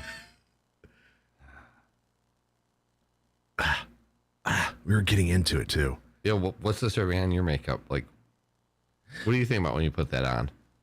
Mine just evolved over time. It was just eyeliner for a while, and then my makeup just all came from like Dirty Whiskey days and all that. Like I'd take pictures, but I would be hammered and I'd be flush. You know, But so I feel every like your picture. stage clothes has like been in Jacksonville like 2004, 2005. Like that's where I feel like you're going style with like what you wear, but not the makeup. The makeup was just because I was get flushed, and all the pictures I'd be all red because I'd been drinking all night. So I started doing primer and foundation to kind of cover all that up, and eyes because my eyes I have really dumb eyes, I guess. So when I put black around it, they kind of stand out more. My lovely blue eyes. Oh, there we go. Oh, we're back. All right, Jay, real quick before we lose you again, tell us about your mask.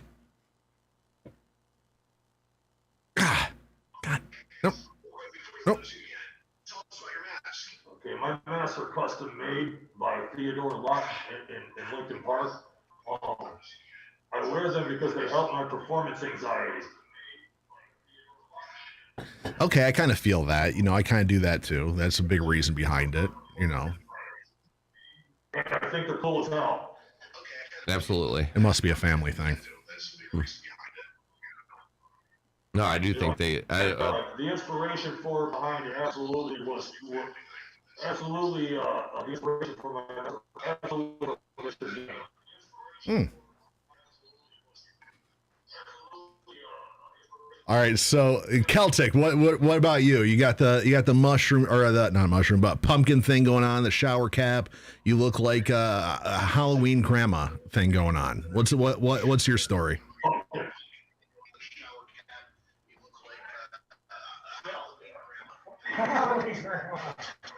Motherfucker.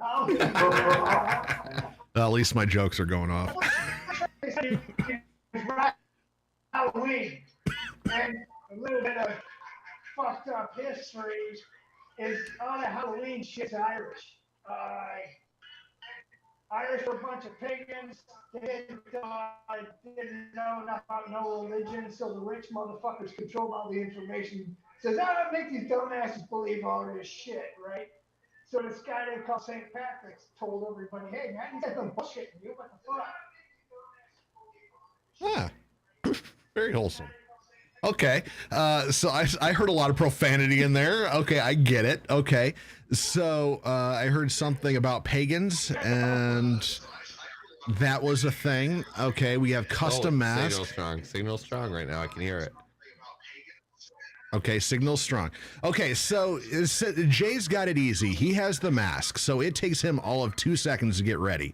And as a guy who does face paint and makeup myself, I know it's a time-intensive thing to get ready for a show. So this one goes to Celtic and VJ. How long does it take you to get show ready? To do the makeup, get the garb together, to get yourselves looking show ready? How long does it take?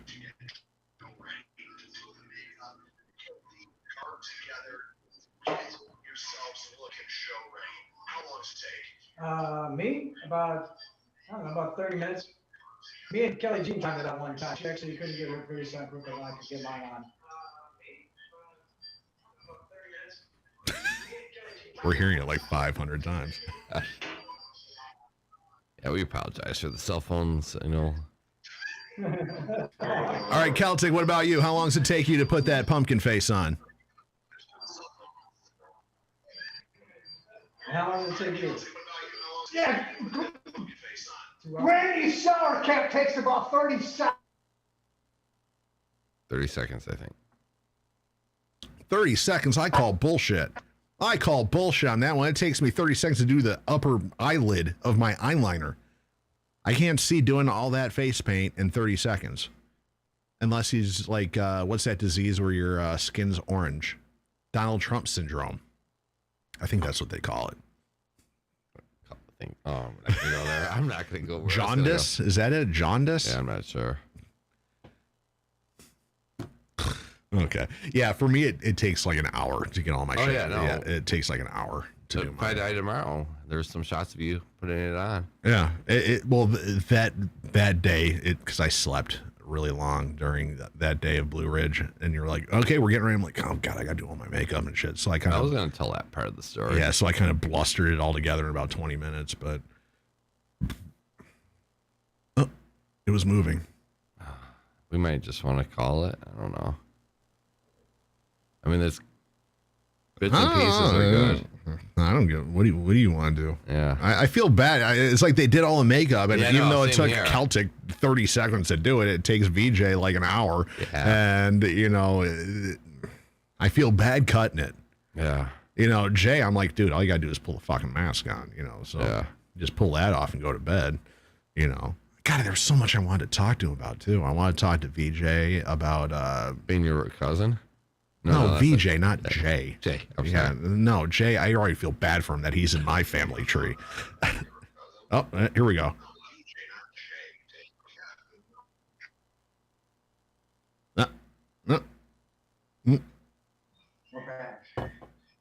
Welcome back. I don't know if they are. The signal's kind of rough. Taking them up. Down there in Indiana. Let's talk Detroit Dab, man. Detroit Dab is what you're going to be eating. 350 milligrams of Detroit Dab. You can have something with that IP beer at 7.9. You will be lit up on a Friday. I don't even know. That beer again, Ricky? You should be drinking at 7.9 alcohol. Yes, I'm drinking alcohol. Lazer Snake. Yeah, well, and Southern Comfort and Fireball. And I have Jack Daniels and Gentleman Jack here too. So I'm rolling deep. Take it easy. So since I got you guys on, VJ, I wanted to ask you this. Detroit Dungeon. Is there ever going to be a Detroit Dungeon again? You and Kelly G teaming back up, getting back on the interwebs and doing that again, or is that a no-go fly zone?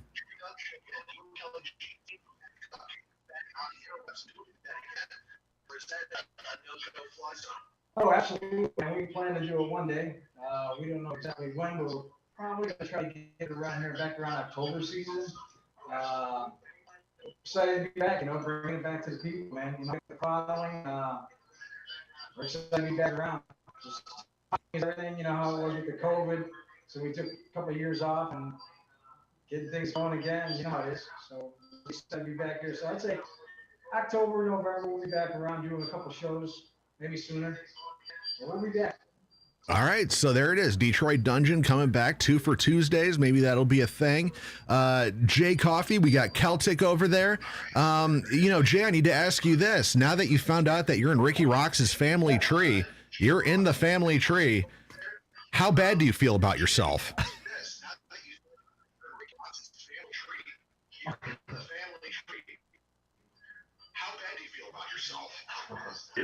To be honest, I actually feel honored that there's another nut in my family tree besides me. So that's awesome. That's Rikki ROXX. You're pretty awesome, dude. To kind of be related to, so that's pretty awesome. So I'm actually pretty happy about it. Okay, so so you got this show with Cottonmouth Kings coming up in a couple weeks at the Token Lounge. Outside of that, what are you guys looking at for the rest of the year? You guys going to be recording new music? You guys going to be playing more shows? What's the game plan for you boys?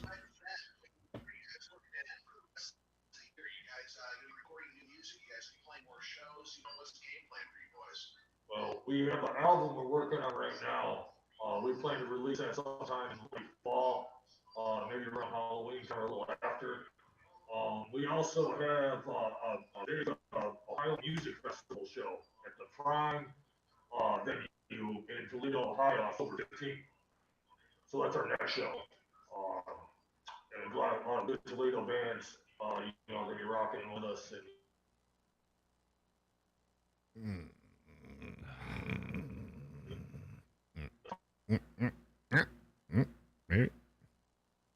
Has this happened before? Not this bad. No, it's happened, but not this bad. They must be in Detroit. The reception there, oddly enough, is really shitty. Like Chesterfield water. Well, I guess our water's good now. Oh, is it? The boil? Yeah, I saw something. There's a couple cities that still have it. But they pulled a lot off, and we were still on it last I knew. Yeah, like Rochester's still on. There's still like 100,000 people that are still under it, but Chesterfield's not one of them. Huh. Okay. So, Bob, how you doing? I guess Very we good. I guess we can wait until the reception comes back on. I have nothing else to fucking talk about for 20 fucking minutes. Who's on the Ricky Roxx birthday show next March? Just playing. In fucking 8 months? There's a reason I asked that was because Ricky did the stroll down memory lane on Facebook as he tried to recall every act. Yeah, I got a lot of it. You know, it's just like the first 4 that are 3 that I'm having a hard time with. You wouldn't remember the first show you ever booked? Well, the first Ricky Roxx birthday show, no. Okay. Because it just kind of turned into my birthday show. I didn't book it. What was the first show you ever booked? Oh, they're coming back. We'll ask that later. Oh. We're scratching records. That's what that sounded like. Slim Shady. Hi. First show I have no clue. The first show I ever booked. I think I did it out of necessity because I think I was in I was in Trigemini actually before Dirty Whiskey, and we just didn't have any fucking shows because nobody would book us. So I just started booking them myself. I think it was at the New Way, probably 2008, I believe. Okay. It was a thing. It was like a 3-band bill. It fucking sucked. And then I did shows at the Emerald Theater, and 10 people would show up, so that was fucking horrible. Rent the place for $1,000, 10 people would show up, and I'd have to pay all the bands, so I'd be out like $1,500 every fucking show. Yeesh. Yeah. Okay, so I see movement over there. They're moving tables. Okay, we can see the masks a little clearer now. All right, I can't really see the video. Yeah, so they're moving the table closer. This is what's going on. We're not getting any audio from them now.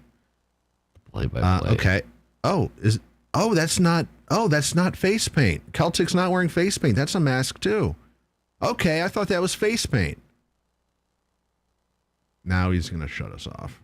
That's going to be a thing. So, yeah, for those that are just listening or watching, I don't see what's going on. Ricky's got all the monitors this way. Here. Oh, shit. You're going to share? Yeah, so they're okay. So they're right on the camera. I thought Celtic had face paint on. It's a mask, so now I can get the 30-second thing. Okay, VJ's there. I know that's face paint. I've seen him do it. I was on Detroit Dungeon once or twice. Okay, they're waving. Okay, they're waving. Hi, how you doing? Okay, this is great. This is fun. This is great radio. I love it. Jay's waving. Celtic's probably like, fuck this shit. I could be smoking some fucking doobies right now. Is that what they call it? Doobies? Is that still a thing? Spliffs? Spliffs? Isn't that the... Yeah, there you go. Spliffs? Doobies. If you're like in 1969. I don't know. I don't fucking smoke weed. I have no clue what the fuck they call it. So let's see. Okay, so VJ is going on his phone. I guess we're just doing a play-by-play of what we can see on the screen right now. Jay's fuddling with the camera some more. Okay. So I'm going to drop this play.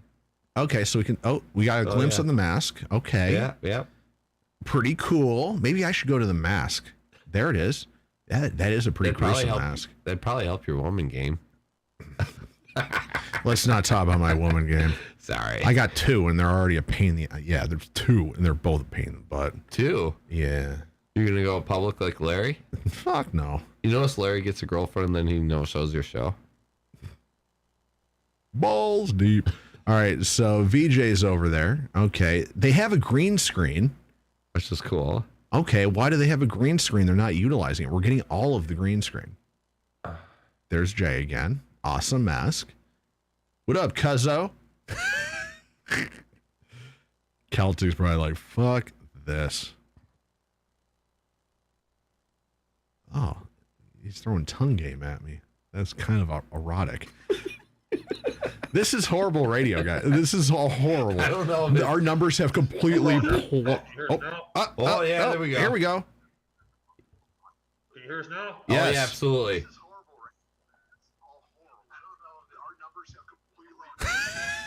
Yes, we can hear you now. Okay, good. Okay, here we go. All right. Okay, we're back. Okay, so I have no idea what my last question was, so I have no idea where to go. I think we talked about the next show. You were saying it was at the Prime down in Toledo, which I heard is a phenomenal venue. You're going out and doing that, working on new music. You have this upcoming show in a couple weeks with the Cottonmouth Kings at the Token. Oh my God, feedback loops for days, and everything is going great. So, Bob, you have anything you want to throw at these guys? We've actually learned quite a bit about this band, and with all the difficulties. Yeah. I was trying to think because I had a question a few minutes ago, but then we had the difficulties. Like what upcoming besides the shows we've talked about that. You just released the Sweet Dreams. What other stuff do you have coming up in the pipeline? Full album? What type of music coming out?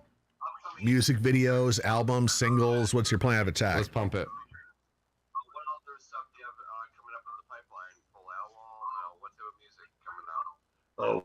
We are writing an album right now. We're working on it. It'll be out in late October. Oh, that's right. We did cut that. Full-length album. Oh, who are you? Are you slash rock? Are you guys working at a studio or self-producing? Who are you working with, and how's that going? Well, we have Raymond next his own studio, and he's a very skilled audio engineer, so he handles all that mixing and mastering for the band.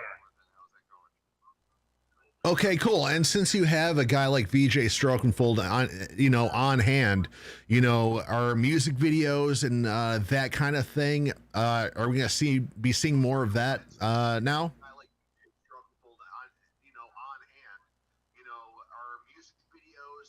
Yeah, that sounds sexy. Yeah, we're definitely going to work on. We've got 3 songs we want to do music videos for the upcoming album. And BJ, he's a genius with this stuff. He's got some great ideas. We can't wait to, implement them and get the videos out there. Looking forward to it. All right, so new music videos. You see the show with the Cottonmouth Kings. We've already got some of the samples in the show itself, so you'll be able to check that out when you come and see it live. The music videos will really reflect the live performance. So when you come check it out. And I know we want to get back to it. I don't know if everybody heard. It's what date is it? The 26th? It's August 26th, Friday, August 26th. Yeah. Token Lounge. It's a great venue. It's got great sound. It's a great stage. I like the fact you can go outside with your cigarette or whatever you smoke and with your drink and, off the patio. The voice must run in it's the a family. great time. I can tell you, in 2019, when we opened for the Cottonmouth Kings of Motown Rage at Harco's, the entire backstage was just one big cloud. It was a big party. We loved it. We loved those guys. We loved their music. Cottonmouth Kings and Motown. Defeat and Chaos was at that show, so it was a kick-ass show. We're just excited, man, to get back out there with these guys and share the stage with them again. And, just get out there as a band like we've been wanting to since the pandemic started. Okay, so during the show, there's going to be video and all that, of course, since VJ is at the helm of all that. So you're going to have the video element. You're going to have the killer stage performance. All you guys, saw some videos of you guys. I looked you guys up on YouTube and all that to check it out. Very, very high energy band. Definitely be super cool. August 26th, I believe, at the Token Lounge, Cottonmouth Kings, Motown Rage, and these guys. It'll be super cool. New videos coming, new music coming. Playing down in Toledo, you guys are getting out there. What's the goal? I ask every band this, what's the goal for you guys? Are you guys content with sticking around the Metro Detroit area, or you guys kind of gunning for the stars on this one?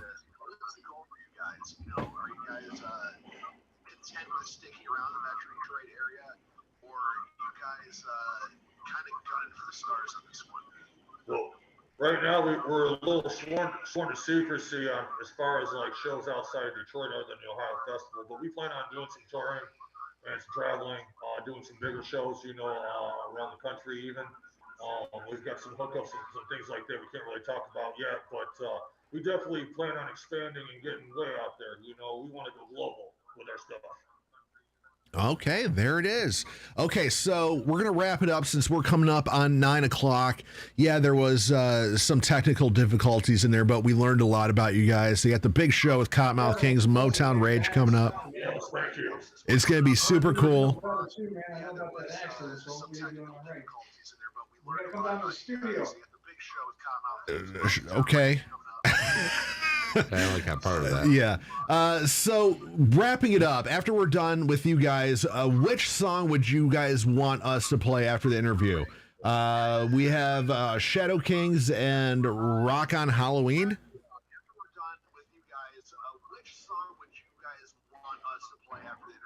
Let's play Shadow Kings. All right, we'll do it. All right, so you guys, was it August 26th? Shadow Kings. Cottonmouth Kings, Motown Rage, Raymond Knight going to be out there killing it. A lot of marijuanas are going to probably be smoked. I'm assuming that's going to probably be a thing. I'm assuming by the sounds of it, it looks like there will be marijuanas being smoked. There will be drinks being drank. There will be raging going on. It'll be a good time. There will be hippity-hoppeting happening, and it'll be a good time. Token Lounge, Westland, Michigan, the Prime down in Toledo. They're coming your way. And touring around the nation, that's going to be coming out. New videos, new music, awesome stuff. Raymond Knight. We're going to have to do this again and figure out how to do this properly so we don't have these weird issues. So you guys got anything else you want to throw out there before we let you guys go? We're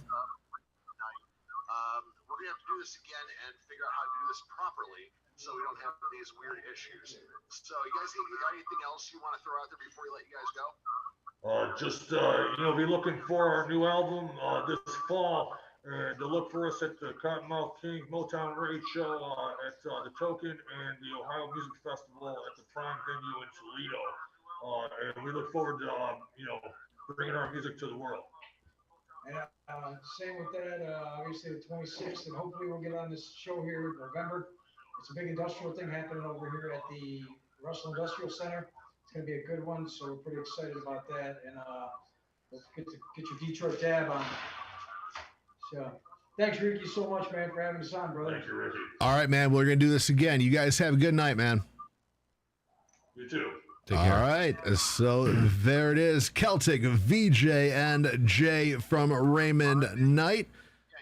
Legends, the Cuzzo in there, Raymond Knight, or Jay Coffey anyway.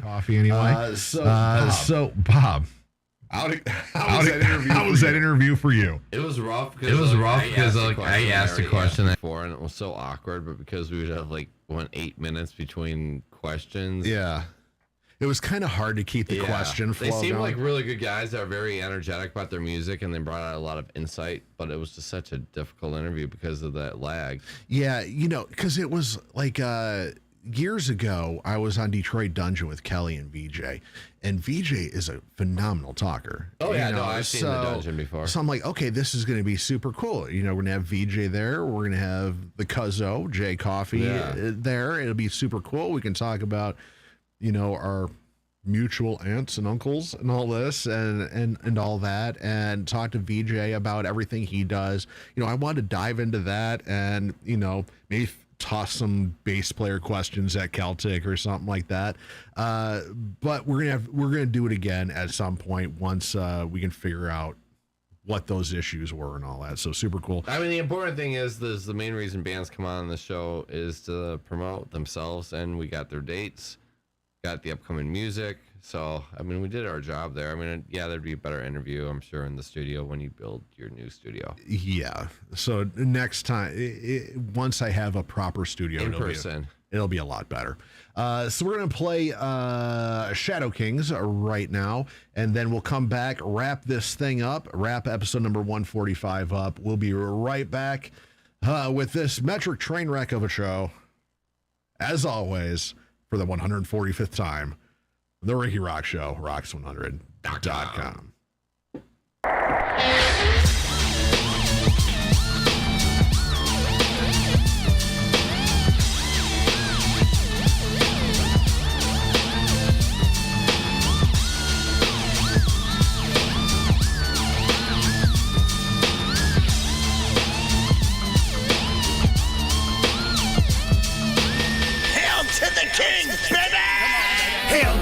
king, bitch. I'm the one bringing darkness. Even my slaves that are acting kinda heartless. Can it be a reason why I don't feel good? Lock them in the dungeon just for rash and provoke this. Yes, I know this. Yes, I believe this. Turn into the mind of a magical deep abyss. Time for a golden trick. Bring me on my wenches. Line them up one by one. Sit them on the benches. One name sheets. You can take it to my room. I can rock it on the sheets while howl at the moon. You know I'm a freak when I rock it like that. Even court doesn't see it. But I bring it to the track. Get on me, wench. It's time for me heading. I just want the punch and not asking for a wedding. Any last words here right before you die? You like this up in the blink of an eye. Running from the rich, there's a gear from the wickedness. I'm blowing up the wild reputation, all this shit. Pleasure in the pain, we don't mind a little run. It's Shadow King, she's a Shadow King. Rise on up, new kings on the underground. Sitting in my throne, while my shining gonna rip you from. Gone till the new era's going round and round. The Shadow King, she's a Shadow King.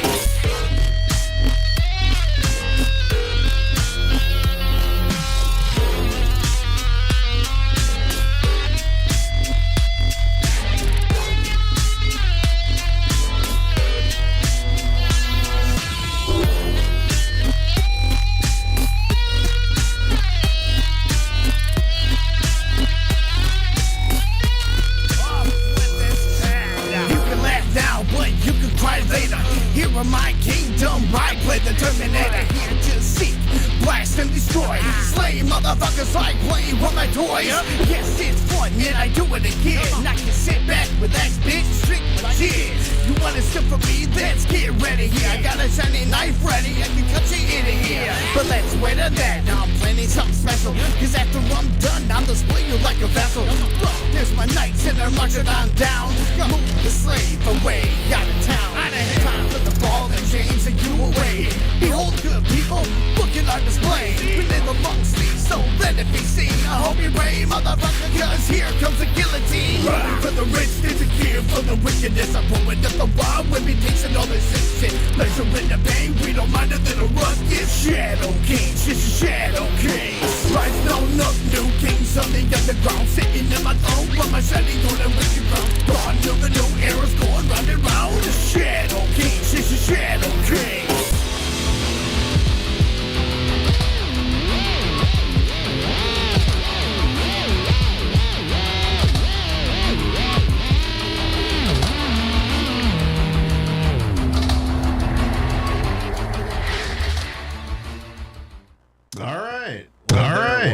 There it was. Shadow Raymond Knight. What do you think, Bob Sergott? Well, it's I do like it. It grew on me. Like when first I was like, I'm not a rap guy. Yeah, it's definitely got the rap mix to it. Yeah. I mean, we're not gonna lie about that, but not a rap guy, but I actually don't mind. I like it, and I should be a hard critic on it, but I actually enjoy it. Wow, look at you. Usually I don't like anything past 2002 off rap. Yeah, look at you. You just booked Jefferson Starship, and now you're like, oh, Raymond Knight. Yeah. Not that bad. Exactly. Look at you. Going from we built this city on rock and roll to... I had Cracker, too, but that's more country. Everyone's like, oh, the Uncle Cracker, Kid Rock. No, it's country. Yeah. How did that Sterling Fest thing go? Oh, it was so packed. Yeah? It was so packed. How come you haven't got Casting Shadowz on that yet? Because we're not a metal festival. We're not a hard rock festival. The hardest we've ever You had got. Ave Under Fire. We're not as hard as Ave Under Fire. When I had Eve... They're a lot harder than Casting is. Ooh, do you think? See, when I pitched that to my boss... Wait, hold on. When I pitched that to my boss, so we had been Steel Motley Crue. And wait, see, okay, Motley Crue. And Casting is casting heavier than Motley Crue? Is Casting... Yeah, there's the Classic Rock Plus. That's a name that's going to draw 16,000 to a park. Yeah, but if you have Vince Neil, and then notice we didn't go hard rock or heavy metal this year. Have you noticed that? Do you think I'm not? I push. I have bosses. Yeah, we wouldn't go hard rock heavy metal this year. But when I did book Eva Under Fire, I knew my boss was going to tell me that was too metal, and I played the strong, and she loved the strong, and that's all I kept it for about a month and a half, and then she's like. So I listened further that Eve Under Fire, they're pretty heavy. And I'm like, yeah, but so is Motley Crue. I mean, it was good booking, but yeah. No, ideal. We'll play not a Falling metal Down 7 times. That's fine. Well, I told Jeff, like Jeff was asking me that. Falling Down, I mean, the beginning's good, but I think it's a great song, and you guys definitely should do metal festivals. But I think it'd be more, If I Die Tomorrow would have to just be played on repeat. Or Goodbye. Just say goodbye. Yeah, say goodbye. Just play. Yeah, you just have to bounce on that. I mean, I'm not knocking. It's just not a metal festival. They're more into a Sugar Ray, a Smash Mouth type of crowd. I mean, you guys would just have to rewrite all new material. I mean, you are going in the studio, but from my understanding, you're going a little bit heavier, which would be the opposite direction. There is one song that I'm like, dude, we can't. It's a great song, but we can't play 2 slow songs in one set. Yeah, no, I mean, I love the band Circle of the Crown. They always wanted Australian Fest, but I just couldn't ever do it. I can't have a song about catfighting on my stage. I mean, it's a family-friendly show, and it's. The Vince is the heaviest thing. Oh, come on! We've played Marysville carnivals and shit. So let's family rewind. friendly. Jeff subbed out and didn't say any swear words. So here's a cool story. In 2006, well before I ran it, when my previous boss ran it, he gave me a little CD demo, and he goes, "This band from the other part of the state wants to play Sterling Fest. Way too heavy. We can never book them.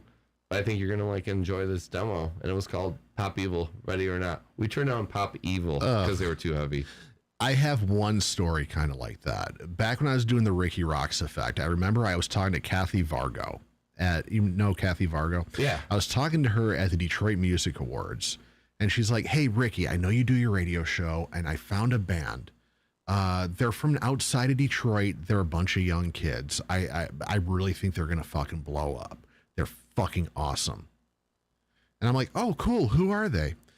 "Okay, they're called Greta Van Fleet." Yeah. Oh, I got a story on that to follow up. I continue. And I'm like, and I listened to them. I'm like, wait, I saw these guys open for Cougaran once at New York, right up here in Chesterfield. I'm like, they're not that good, Kathy. Oh. They're not. I can't see this band going anywhere. I was at that show. They played in front of 5 people, and they're like 12. It's another Shockwave. You know, Angelo Coppola's now he's playing Max Saturn. Yeah. And I'm like, this is another Shockwave. This is another kid band. They're never going to go anywhere. They're going to hit puberty, and their parents are going to stop coming, and they're going to be done. A year and a half later, Highway Tune comes out. Motherfucking A. I missed Greta Van Fleet. You want to hear a horrible booking? So the year I booked Bret Michaels for Sterling Fest, I booked a band called Black Tie Event, if you remember them. Mm-hmm. And then about a week later, my buddy sent me a YouTube video.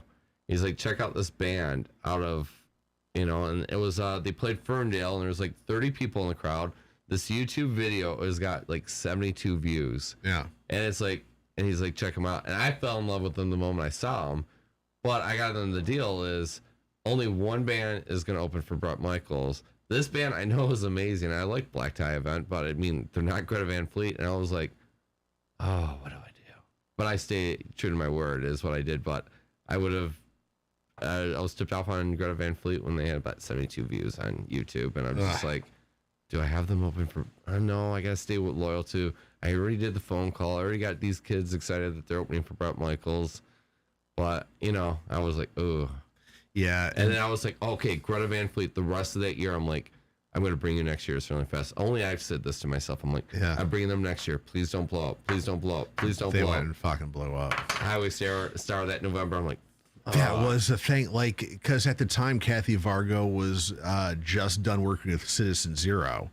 They had kind of branched off from her, and then she was kind of, helping Greta Van Fleet out and all that, trying to get them some press and shit. And they're like, dude, Ricky, your show would be phenomenal for Greta Van Fleet. They love your show and all this. They love. I'm like, I don't want to interview kids. I feel weird swearing in front of a bunch of 14-year-olds, and drinking beer and being a fucking metal dude. I don't want to have a bunch of 15-year-old kids and their parents hanging around. And I'm like, fuck, no, Kathy, thank you, but I'm going to pass. It's a kid band. I really don't fuck with them.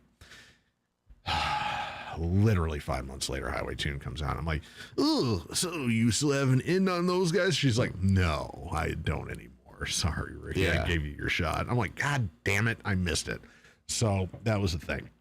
So we're going to wrap this one up. I want you to talk, it's been a sad day in Metro Detroit music community, and I want you to talk about Johnny before we leave. From Cadre. Johnny, a lot of us in the scene always call, because we can never say his last name right, we always call him Johnny Mastacholi. Johnny Mascioli. If you're from Metro Detroit, you would know him from in the old days, Chaos Theory, then the first incarnation of As Darkness Falls, and then he split off and left the metal thing and went more hard rock metal with the band Cadre. It passed away, and everybody's like, "Oh God, was it drugs?" I'm like, "No, it was fucking diabetes." Diabetes, you know, and the price of insulin, to be honest, is what I heard. Well, he never took it seriously, you know. So I don't know if it was that he wasn't taking his insulin like he should have, or he's just like, "Fuck it, I don't give a shit." You know, he never really gave two shits attention to his diabetes. He stopped, you know, drinking for the most part. And from what I've heard, you know, because after Cadre broke up, nobody really saw him anymore. He kind of disappeared. And, you know, for all those out there who might be listening tomorrow or whenever, you know, Johnny Rockstar, you know, he was, you know, earlier in Chaos Theory, he was kind of a bigger dude. You know, he drank a lot, and then he got diagnosed with diabetes. So he started doing insulin, and you lose a lot of weight and shit. And, you know, he started eating better, but then he'd kind of fall and drink a little bit more and shit like that. And, you know, the thing that I always, and everybody remembers about this guy, is like when he lost all his weight, it wouldn't take, he's like Larry Smith, you know, give him 3 songs and the shirt will just disappear, you know, and the girls would fucking go crazy. Yeah. You know, Johnny was kind of like the thin, kind of like Iggy Pop looking dude, you know, kind of not ripped, but ripped enough, but thin. You know, so all the, you know, the girls could get into it. You know, Larry's got the fucking guns. He's like Schwarzenegger ripped. You know, Johnny was kind of like the slender Iggy Pop kind of ripped, you know, and the girls would go crazy for him. And it didn't matter the show. Like I could book, I booked As Darkness Falls. I didn't get to book Chaos Theory because that was a little bit before I started booking shows. But As Darkness Falls and Cadre played Rockstock. With Critical Bill and all that. I remember that. Yep. And, you know, I had As Darkness Falls. Anytime I asked him to play a show, Johnny'd be like, "Fuck yeah, dude, I'll do it." You know, play a show with Harlow. He played a lot of shows for me in the Detroit pub days with As Darkness Falls. And, you know, he was always the sweetest guy in the fucking world. He had 3 kids, or has 3 kids, teenagers. And, you know, from what I gathered, you know, he kind of dipped out of the music scene and all that to kind of focus more on dad life and stuff like that. He was, from last I heard, he was engaged to Ashley, who works over at Wilson's over in Mount Clemens.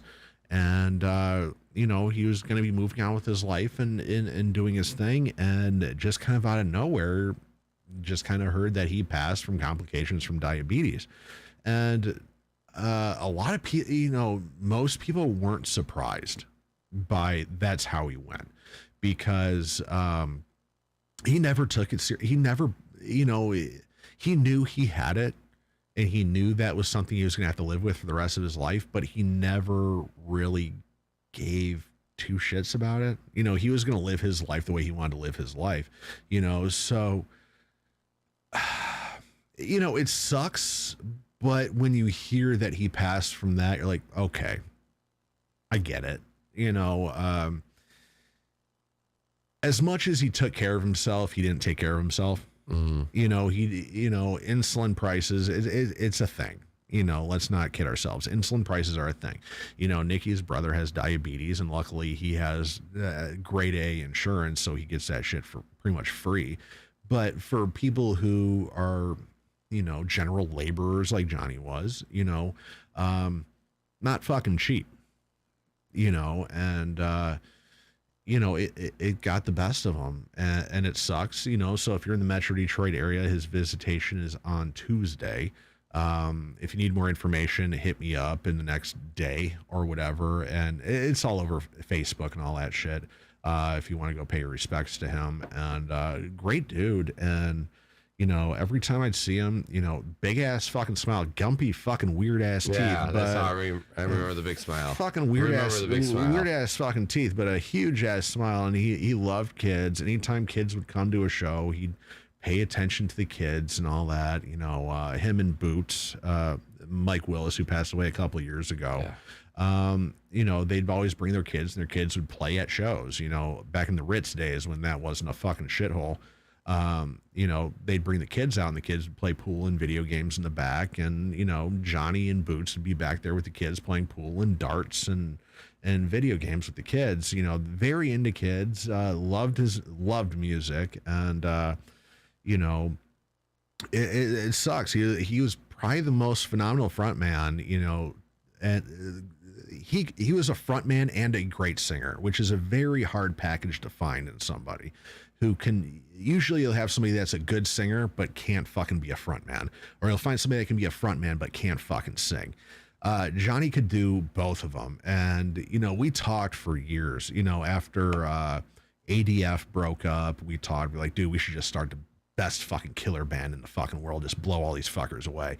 You know, and then he went into Cadra, and then Cadra broke up, and I'd see him every once in a while. I'm like, dude, let's just start a fucking band and just blow these fuckers away. He's like, yeah, dude, let's fucking do it. And, never fucking happened. But awesome dude. I wish I had music from him, but you know, I didn't get to talk to Johnny in the Rocks 100 era of the show, and so I don't have any ADF or Cadra or anything like that, or else I would play it. I should have been more forth thinking and play some of it. I don't think I have any Cadra anyway. Let me take a quick look. No Cadra. No As Darkness Falls, and I know I don't have any Chaos Theory. Okay, so I don't have any of that. Yeah, nothing going on in the chat. So what we're going to do is we're going to get out of here. It's 9/11.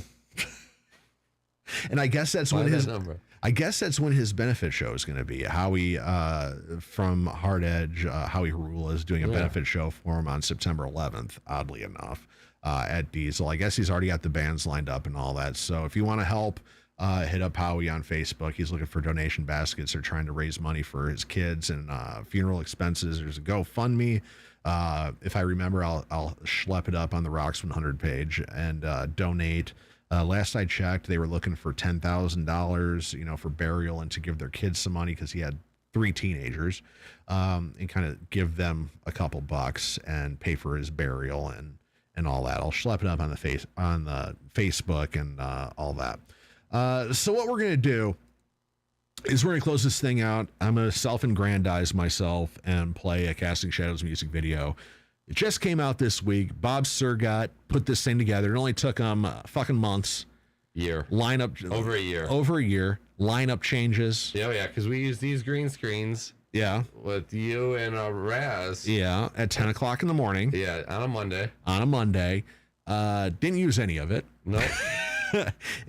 I saw that video you sent me of Kevin playing. I'm like, oh god, I want to rip that and just play it. Yeah, no, just the drums. So like, let's talk about that video. So like, what you saw, the broken mirror, that was all predetermined last summer. Yeah, like 2021 summer, and I was gonna put the mirror image, and that was gonna be the background. Oh, yeah, but I was just gonna shoot you guys individual, which I do like the group shots of videos. Like I like that you're in background of Jeff singing, but yeah, no, that was the original concept. Was the correct mirror was all that mirror stuff was there. So, yeah, it's been over a year. So finally came out, full competition with Georgia Need and Celebration. It is on. So I want you guys out there who see this to go on YouTube or Facebook, find the Trust video by Casting Shadowz and share it everywhere. Share it. That's all I'm asking. Just share it. Just get it out there to all your people and be like, watch this. Do my buddy Ricky a favor and just watch for at least 5 to 10 seconds so we can get that view hit. And then go give me a view hit with Georgia Need to celebrate. We don't need to do that. All right. So here it is. We're going to close it out with Casting Shadowz and Trust and get the fuck out of here. I got to go to work in the morning and do my bit. So here it is. Bobby, got anything else? Anything coming up? No, I'm good. I'm trying to lay low and enjoy the rest of the summer. There it is. All right, so here it is, Casting Shadowz Trust. We'll talk to you next week. Kayla Drange, I think she goes by Kayla King now. I think that's a thing. We're going to talk to her about that. Coming out with her big debut solo single for Ghost, the Justin Bieber cover. BJ Perry, stop with the covers, homie. But we're going to talk to her about that. Supposedly she's going to come on. If BJ Perry said, hey, I'm going to produce the next Casting Shadowz album, but you guys got to do a cover, what would you do? Are we paying for it? Okay, that's a whole different question. If we got to pay the money, I'd be like, fuck you, homie. We're playing our fucking originals. If you're going to do this shit for free, we will suck your dick and play any Moana song you want us to, bro. So that's the big thing. You know, if we got to pay for it, I ain't playing Colors of the Wind, you know. So here it is, Trust. New music coming very, very, very soon from Casting Shadowz. We have half dozen songs ready to go, but we have a new guitar player. We got to get all caught up, so we got to kind of start over again. So here it is, Trust, featuring our former lead guitar player, Chad Egler. Send your heroin his way. Here it is.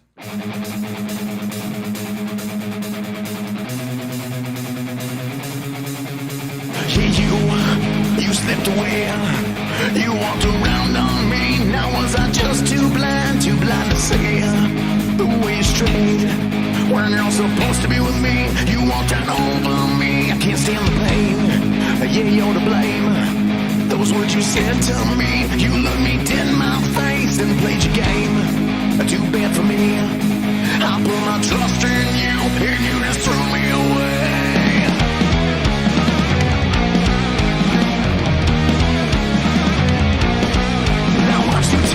Take, you take away.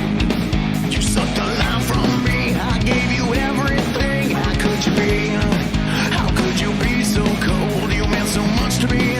And now I feel so alone. But now I see how you can be. I see your true colors shining through. You've shown your true identity, my enemy. I hope you see what you've done, what you created in me. Now I'm coming undone. Trust.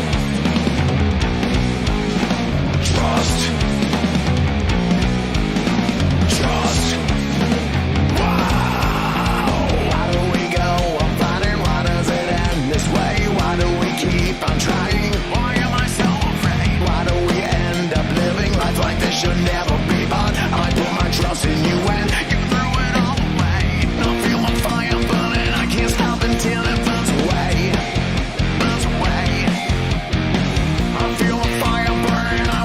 Until it burns away. Trust.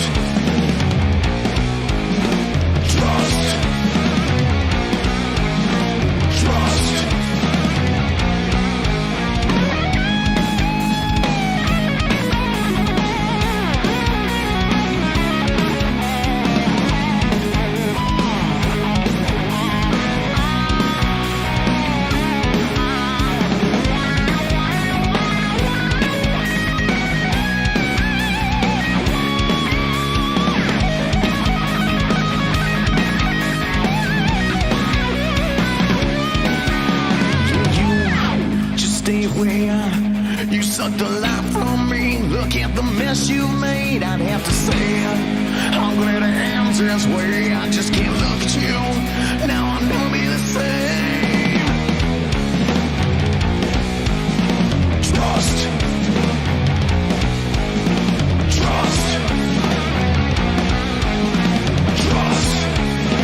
Wow. Why do we go on fighting? Why does it end this way? Why do we keep on trying? Why am I so afraid? Why do we end up living life like this should never be? But I put my trust in you and you threw it all away. I feel my fire.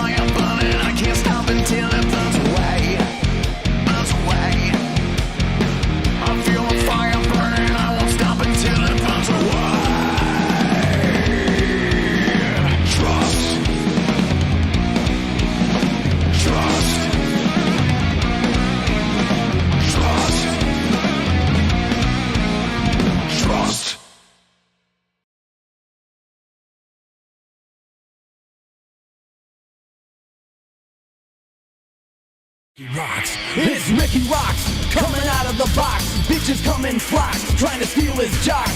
He needs to be contained with padded rocks. It's the Ricky Rocks Show spreading like the pox. Ricky rocks, Ricky rocks. Ricky rocks, Ricky rocks, yeah. Ricky rocks, Ricky rocks. Ricky rocks, Ricky rocks, yeah. Ricky rocks up in your grill, motherfucker.